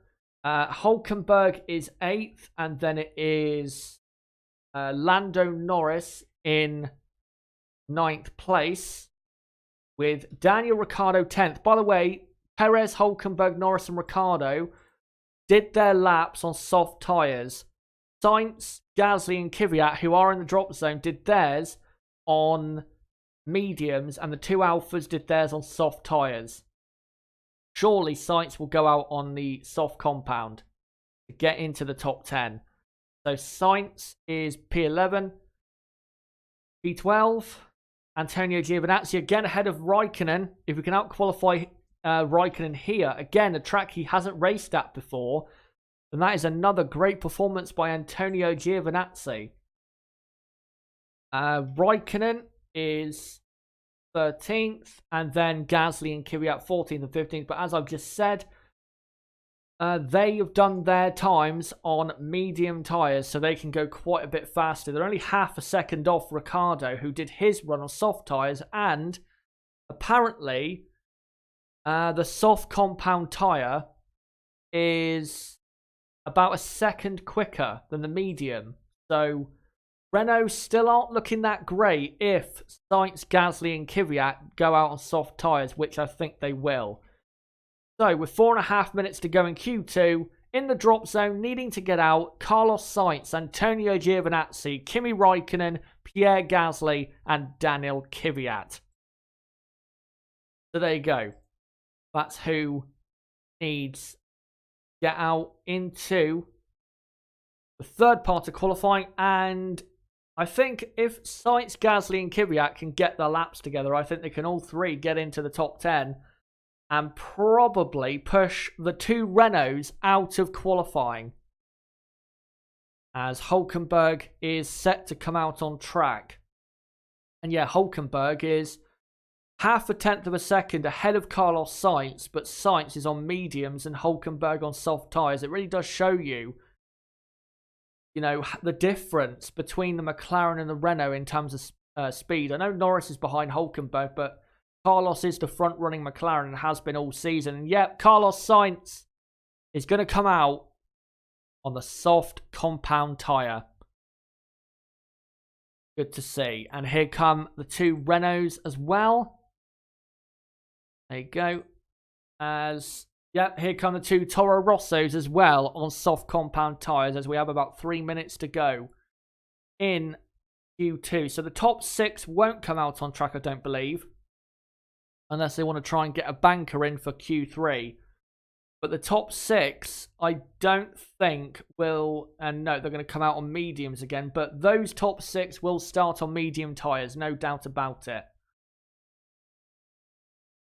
As now Valtteri Bottas comes out on the medium compound, and so does Lewis Hamilton. But again, I think they're just trying to get a banker in for the third part of qualifying, as the 2 Ferraris have come out on soft tyres. Interesting. Well, if they go faster than their first run, they'll have to start the soft tyres. So hopefully they don't do that, because that would be the wrong thing to do, to qualify on soft tyres, because the tyre wear has been horrific so far this weekend, as everyone is now on the track with 2 minutes to go. As we're seeing now Leclerc and Albon and the 2 Alphas and Verstappen coming out of the pits. And well, the Alphas, I have to say, I think they're guaranteed to be knocked out, because they're about half a second off the rest of the midfield at the moment. And well, that's to be expected. They do not have a good car. As here comes then Carlos Sainz. He rounds the final corner and starts his run to get into the top 10. And as long as he doesn't make a mistake or get unlucky with a yellow or red flag, he should be able to go up to P6 or P7 with this run. As also Daniel Ricciardo starts his final run in Q2. And the McLaren looking pretty good through turn 1, 2 and 3. Looking nice and aggressive as Sainz is half a tenth up on Ricciardo after the first sector. As Sainz now through turn 5 and turn 6. Looking good. And now comes into turn 7. The McLaren just about touching the ground. And yeah, that McLaren of Carlos Sainz looking very good in the S's. Looking great in the hands of one of the best drivers of 2019, you have to say. As Sainz comes to the end. Oh, look at that. 0.7 of a second up on Ricciardo after 2 sectors. As long as he keeps it nice and tidy, he should be able to easily get in the top 10. And here comes Carlos Sainz to the line. And Carlos Sainz goes 4th. Very good run there. That's maybe why the other drivers, top drivers, are coming out on track. Hülkenberg goes 8th. Daniel Ricciardo goes up to 9th. And Pierre Gasly goes 8th. So Ricciardo really in danger now. And Kvyat goes 8th. So Daniel Ricciardo is out of qualifying. Here comes Lando Norris. Can he put Hülkenberg out? Yes, he does. The 2 Renaults are out of qualifying in qualifying 2. And Perez goes P11. That's not too bad of a position, though, because he can start on whatever tyres he wants to. As Valtteri Bottas goes P1 and then Lewis Hamilton goes P1 on medium tyres. And then Vettel backs off on the soft tyres at the end of his lap. And I'm sure, yep, Charles Leclerc does so as well. And coming to the line, Kimi Räikkönen goes 14th. Albon is still on a lap. Does Albon? No, Albon deliberately doesn't improve, and so does Verstappen. And here comes Antonio Giovinazzi, who stays in 15th place. So that is qualifying 2 over. And let me just get all of this sorted out. So Q2 is over. And your finishing order is Lewis Hamilton P1 in the Mercedes. Valtteri Bottas was P2. And then, let me just do it. And then it was Sebastian Vettel in 3rd place in the Ferrari. Again, though, Mercedes did those times at the very end of the session. So I'm sure Ferrari can go a bit quicker. So Vettel is 3rd at the end of Q2 there. Max Verstappen goes 4th, or is 4th. 5th is Charles Leclerc.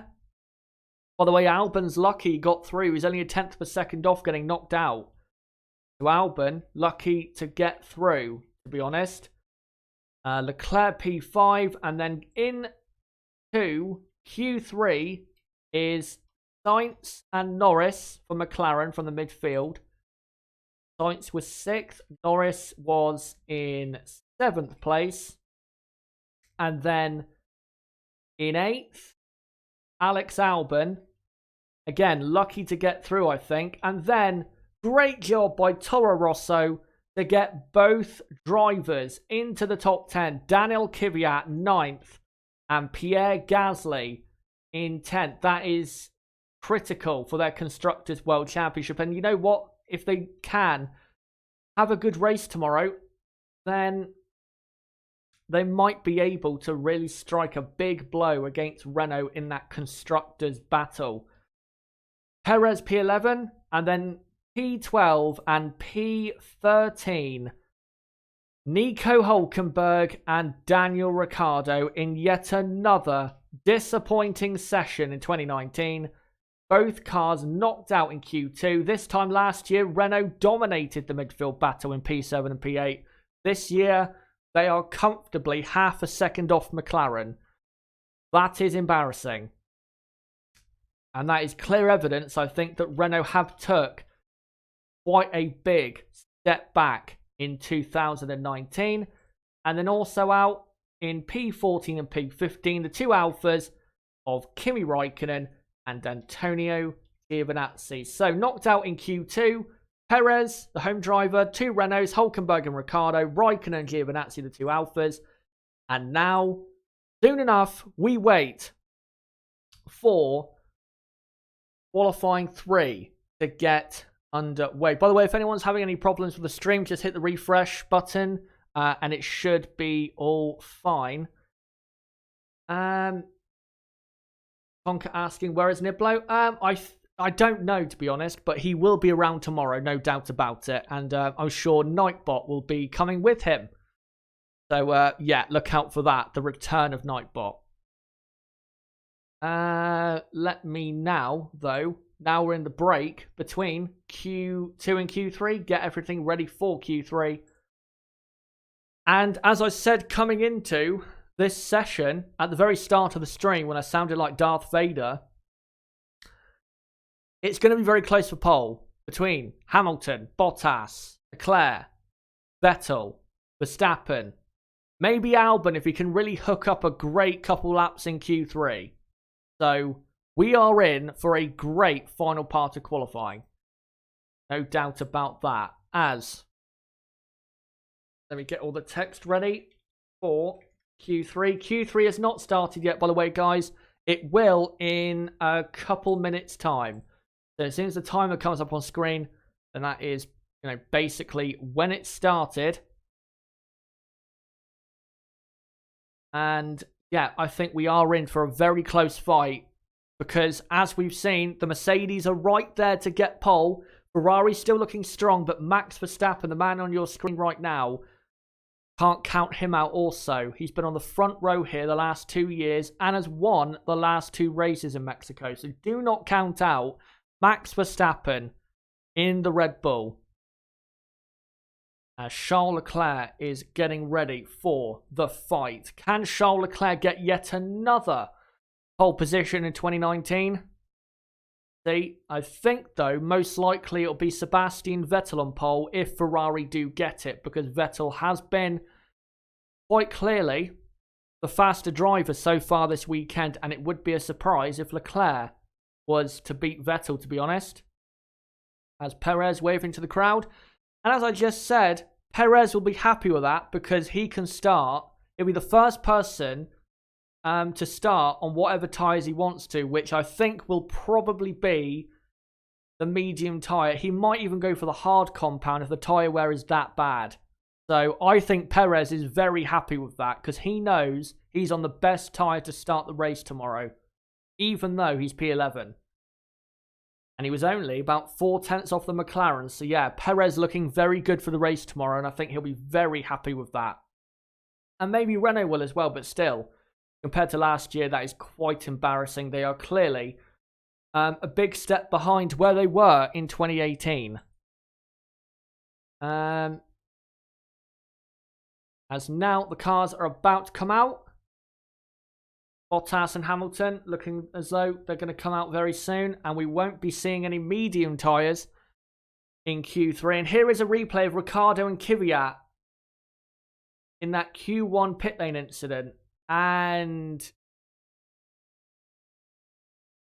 there's no problem with that at all. No problem with that at all. Kvyat came out kind of alongside Ricciardo. Wasn't that unsafe. And then Kvyat kind of came over slightly on Ricciardo. But there was nothing wrong with that. I hope they don't give a penalty for that. Because, there was nothing really wrong with that at all. Ricciardo had plenty of time to react to what Kvyat was doing. And he didn't even wave a hand at him. So, yeah, nothing wrong with that.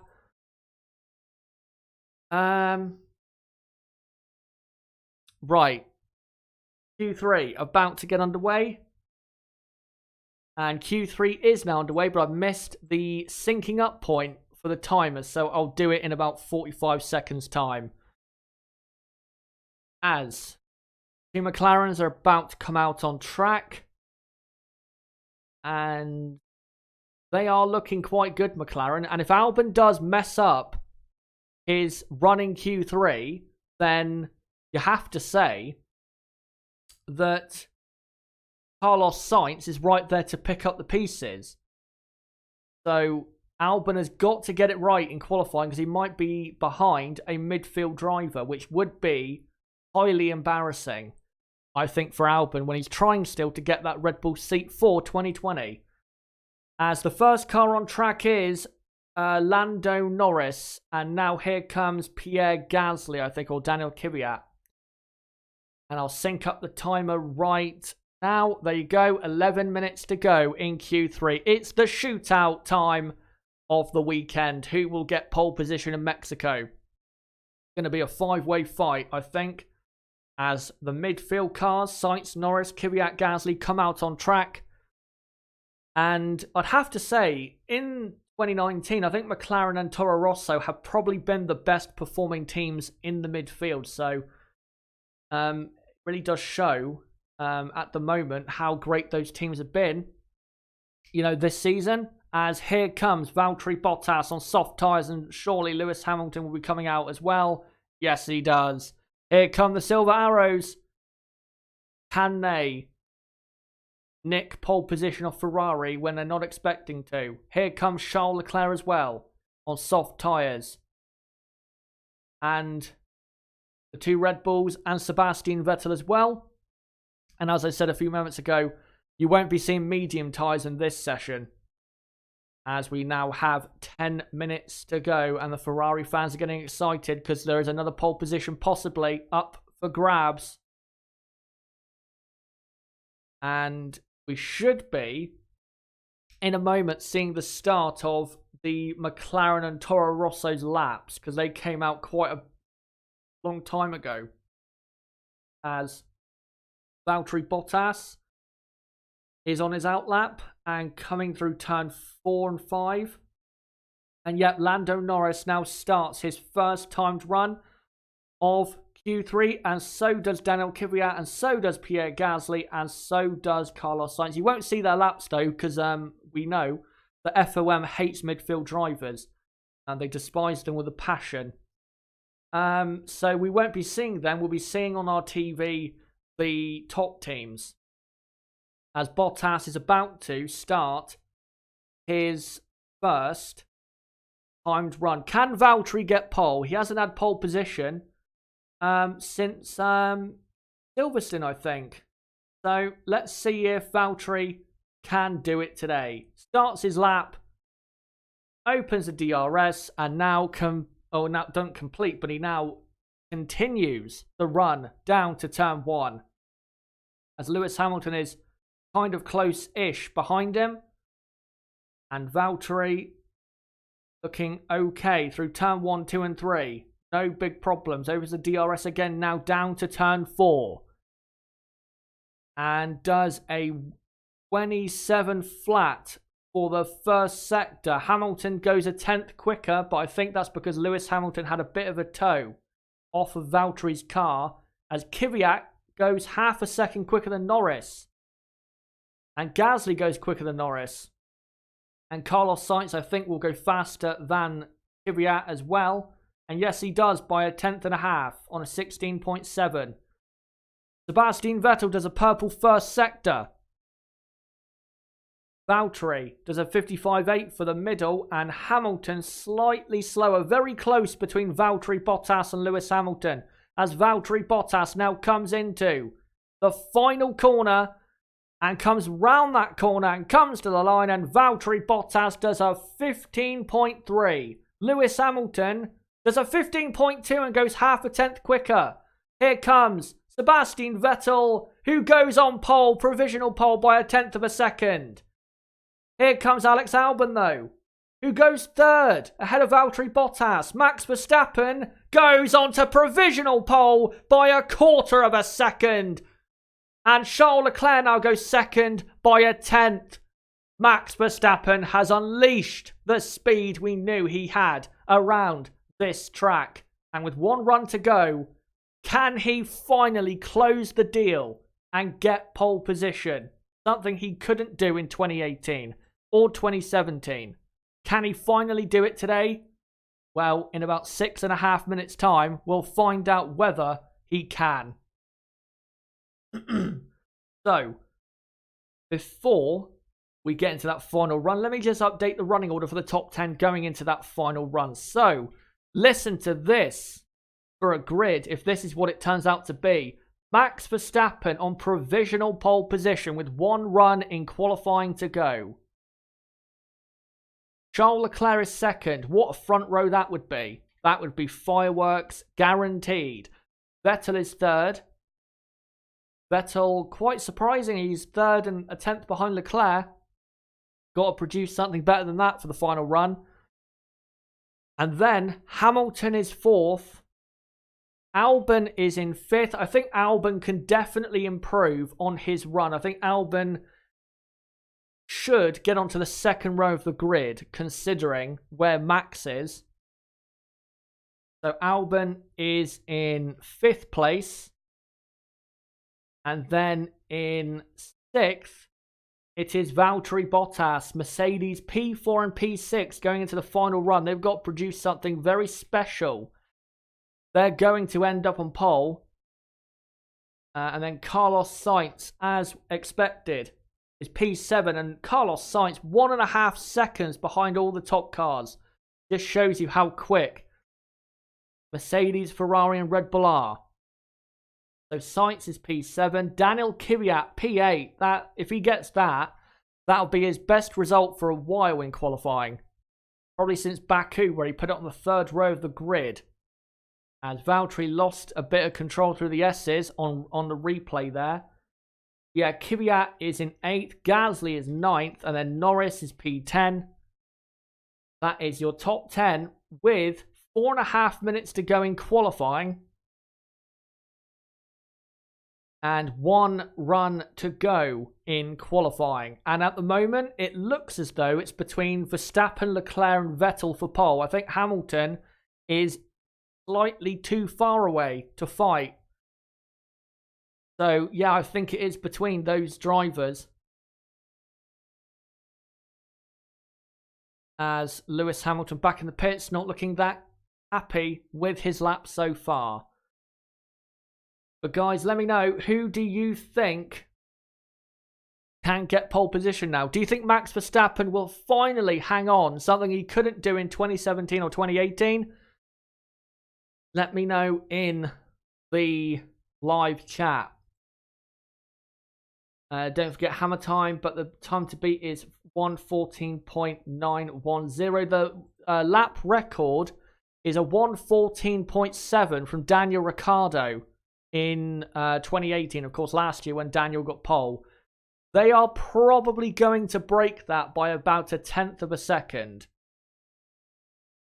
But if Max got pole here, that would be exactly what Red Bull need.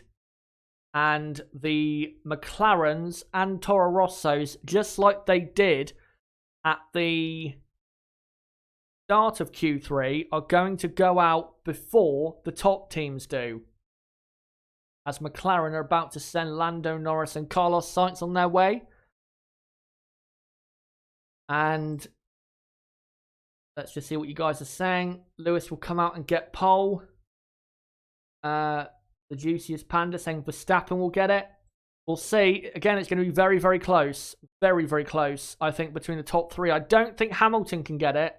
Because I think 3 or almost 4/10 of a second is a bit too far away to get it. But we've seen him claw back more time than that in the past. So we'll see. But anyway, here comes Sebastian Vettel. And a Mercedes coming out at the very same time there. And they are coming out for that final run. Can Vettel get pole? Something he's been promising kind of to do so far this weekend. He's been very quick. But will he have the speed to do it when it matters most? This has been a big thing for Sebastian, that when it really comes down to crunch time, he's not always the best. As he comes out on track, and well, so does everyone. All 10 cars are on circuit with just under 2 minutes to go in qualifying. And 1 final run left for Verstappen, Leclerc, Vettel, Hamilton, Albon and Bottas to get pole position. And can Max get that pole that he's been trying so desperately to get at this track for the last 2 years? There in the crowd, some Max Verstappen / Red Bull fans. And that is Bottas, I think, behind Charles Leclerc on the outlap.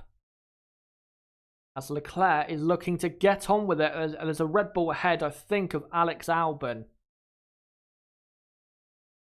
As Albon will now, I think, start his lap in just a moment. And Charles Leclerc backs off.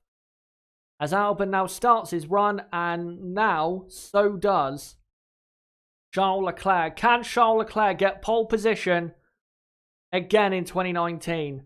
Let's see if he can. As he starts his lap, and the Ferrari, of course, in the first sector is going to be better than anyone because it is all about straight line speed. We'll see what Albon can do for the first sector and see if Albon is competitive with teammate Max Verstappen.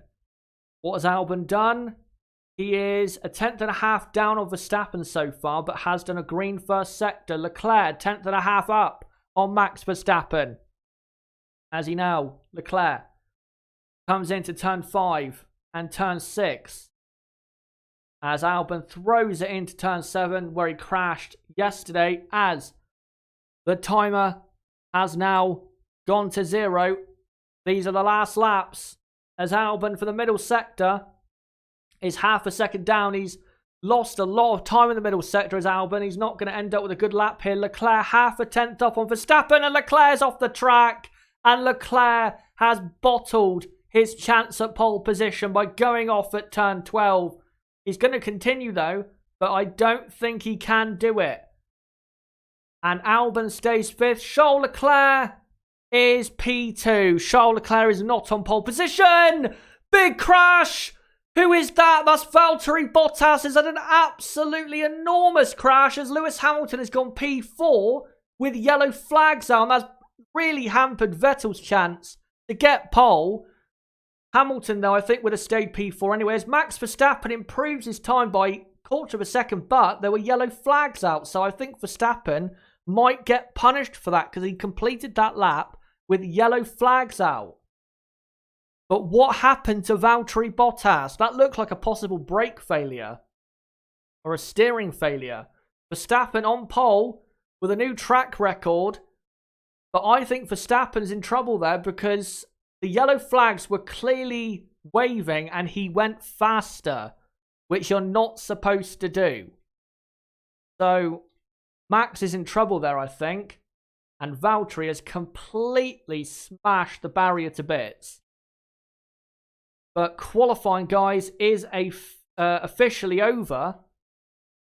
And it is the same order as it was, except Lando Norris went up to 8th place ahead of the 2 Toro Rossos. And Bottas still not getting out of the car. He is moving. Here we go. So he turns into the final corner. And he gets a bit wide on the exit curb. And he then gets dragging along the wall. And then goes into the barriers quite hard. And that has completely smashed his Mercedes car to bits. So that's going to be a big repair for them. But at the moment, Max Verstappen, qualifying is over, but Max Verstappen is on pole position for the Mexican Grand Prix with a new track record as well. From Leclerc 2nd, Vettel 3rd, Hamilton 4th, Albon 5th, 6th is Valtteri Bottas, 7th is Carlos Sainz, 8th is Lando Norris, 9th is Daniel Kvyat, 10th is Pierre Gasly, and I'll just do that now, and then from P11 to P20 it's Perez, Hülkenberg, Ricciardo, Raikkonen, Giovinazzi, Stroll, Magnussen, Grosjean, Russell and Kubica. The qualifying is over. And guys, for the next 10 to 15 minutes with me, react to and let me know what your thoughts of qualifying, your initial thoughts of qualifying are in the live chat. And I'll read them out right now. Alonso Gaming, what happened to Bottas? Driver error. Driver error. Let's see what you guys are saying. Paul, if he doesn't get a penalty, that would be pure BS. Chazzy, will Max get a penalty? Well, the yellow flags were clearly showing. They were clearly showing. And he completed his lap after Valtteri crashed and after the yellow flags were showing. So if he's done a faster final sector than what he did on his first run, then he should be punished because you are not allowed to go faster under yellow flags. And the stewards can be very tough when it comes to that. So I think they should punish him because if he did do a quicker final sector, which I think he clearly did because he went faster overall, and in that final sector you can make up a lot of time, then I think Max should get a penalty for that. I don't know if he will get a penalty, but he should if I have my information correct, that he went faster in the final sector despite yellow flags ahead. And it's, it's not about, Max might have got pole anyway because the other Ferrari drivers had to back off, but the stewards don't always see it like that. Sometimes they see it as, you can't go faster under yellow flags because that is dangerous driving. So we'll see. We'll see what happens, but I think he might get a penalty for that. Right, let's look at what you guys have to say. Juiced says still the fastest even if the last lap is taken out. True, what they might just do is take away his lap and then he'll still be on pole position, which if they want to do that, then go ahead and do that, but I don't think he should be allowed to keep that lap at the very least. He should not be allowed to keep that lap that he improved on when there was a yellow flag showing.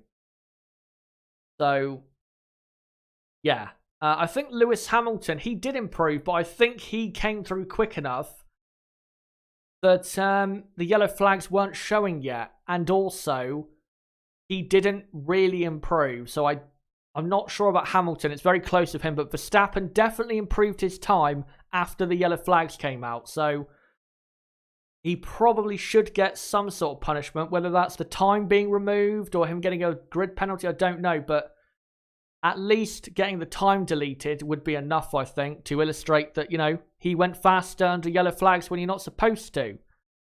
And of course, that is a safety issue. Paul, how can you improve on time under yellow? Well, you can do that if you don't obey the yellow flags. I think that's how he did it. He either wasn't told that there were yellow flags, or he saw them but just continued. We don't know yet. Of course, qualifying has only just ended, so who knows what he did. If he did see them, maybe he just continued on. But we'll find out later on this evening, for me, UK time, to see what exactly went down. Tazza, do you think Hamilton will win the championship this race with Bottas's crash? Well, if Valtteri starts in P6, then no, because, even if,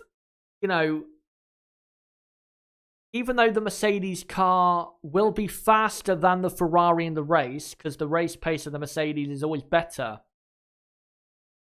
Bottas is still going to be in there.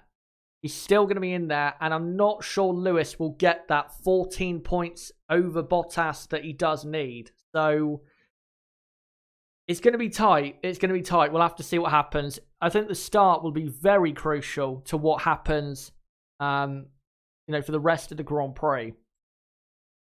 Right, let's find other comments here from you guys. Duke Gaming, it was a yellow flag when Max crossed, so no penalty. Then the double yellow was showed.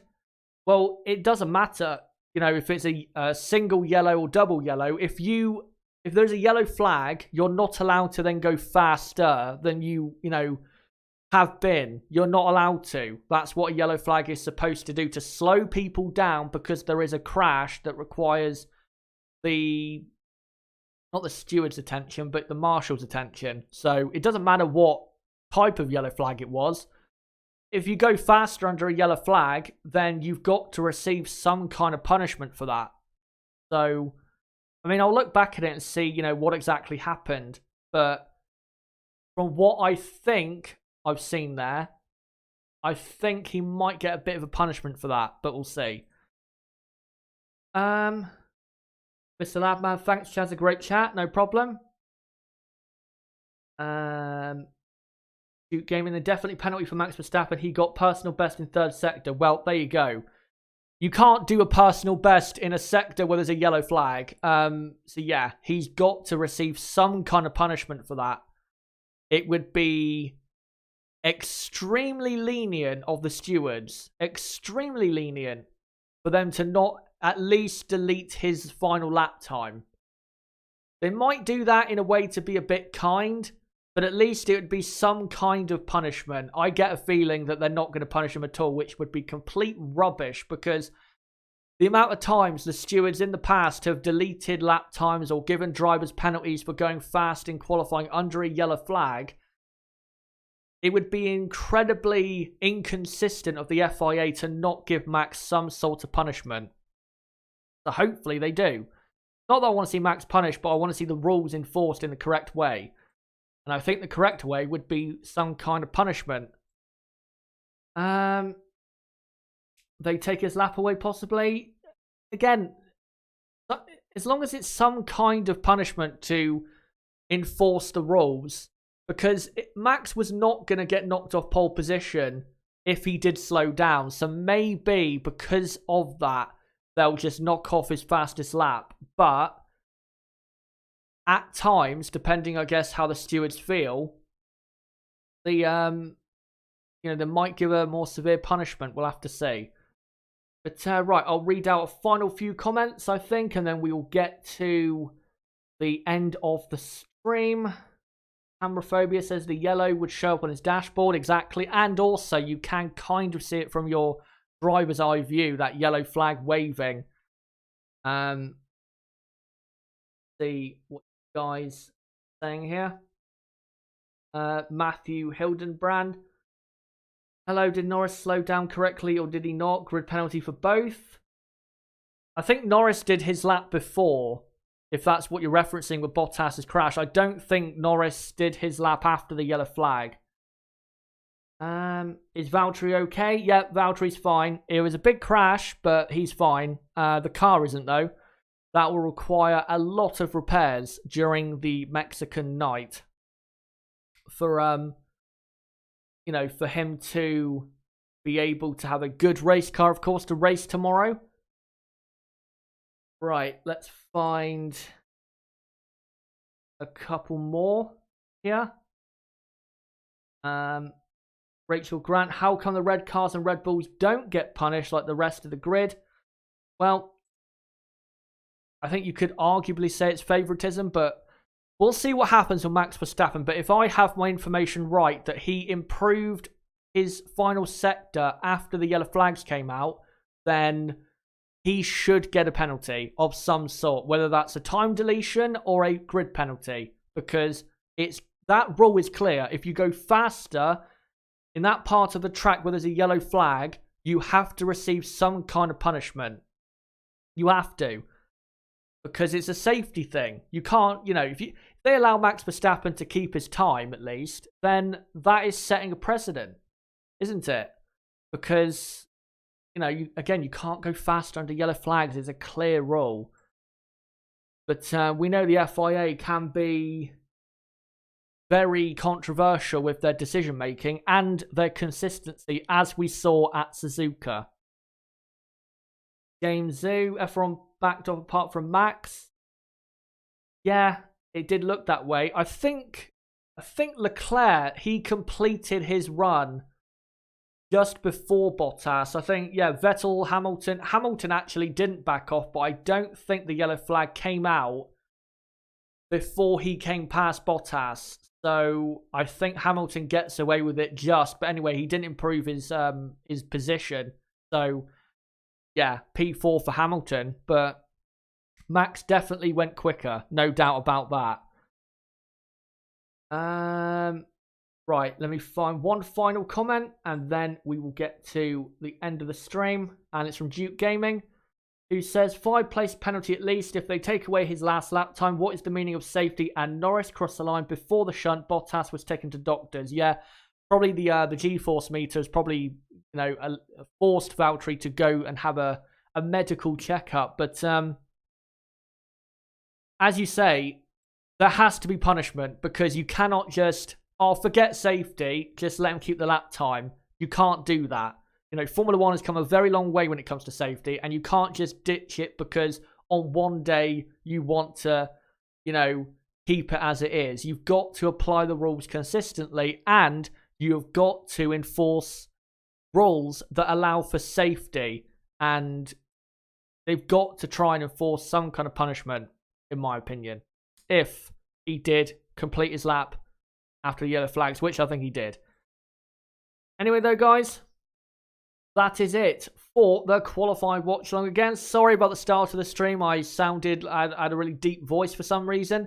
I will try to fix that for tomorrow because, well, that shouldn't be happening, and I'll try to make sure that does not happen at the start of the stream. And if you are watching this after the the stream has finished and you've watched it from the very start, sorry about that. But again, I don't really know why it did that. All I did to fix it was unplug it and plug it back in, the typical British way of fixing stuff, you know, unplugging and plugging back in. And yeah, it works. So sorry about that, but hopefully that'll be fixed. Don't forget, guys, I will be uploading my review of qualifying in about 30 to 40 minutes time. So don't forget to subscribe to the channel, hit the notifications bell as well. And to subscribe, you can go to the bottom right of the screen and do it right there, or go to my homepage and do it there. Don't forget to subscribe for that qualifying review coming up very soon. And also, guys, do not forget, me and Nib will be live tomorrow at 6 p.m. UK time for the 2019 Mexican Grand Prix race. And also, please remember, guys, especially you guys in the UK, remember the clocks are changing at 2 a.m. We're going an hour back. So please remember that for tomorrow. I will make sure in the chat before the stream starts to say, you know, how many minutes until we start, in case anyone is confused. But yeah, we are going from BST to GMT at 2 a.m. UK time, which is in about 6 hours time. So please remember that before the race watch along stream starts. But anyway, don't forget to subscribe for that as well. Hit the like button, it really does help out the channel, and it does show me that you really do enjoy the content as well. Comment down below what you thought of this video, and comment down below what did you think of qualifying, and do you think Max Verstappen does deserve a penalty for going faster under yellow flags as well. Don't forget to join my Discord, link below in the description. Best place that is, that server, for notifications of my videos and streams. By the way, I'm seeing a replay of Verstappen, and yeah, the yellow flag clearly waving, and Verstappen just continues on. So I think it's got to be a penalty. Don't forget to join my Discord. Link below in the description. Best place for notifications. We also have about 400 people on that server, and it is quite active on a Formula One race weekend. Follow me on Twitter at Chaz6110. Like me on Facebook. My page is ChazzaHDF1 on Facebook. And check out my website, ChazzerHD.com, as well for more content like this. But guys, until my qualifying review coming out in about 30 to 40 minutes time, and until the race watch along tomorrow for the race in Mexico, the 2019 Mexican Grand Prix, it has been me, ChazzaHD. Goodbye.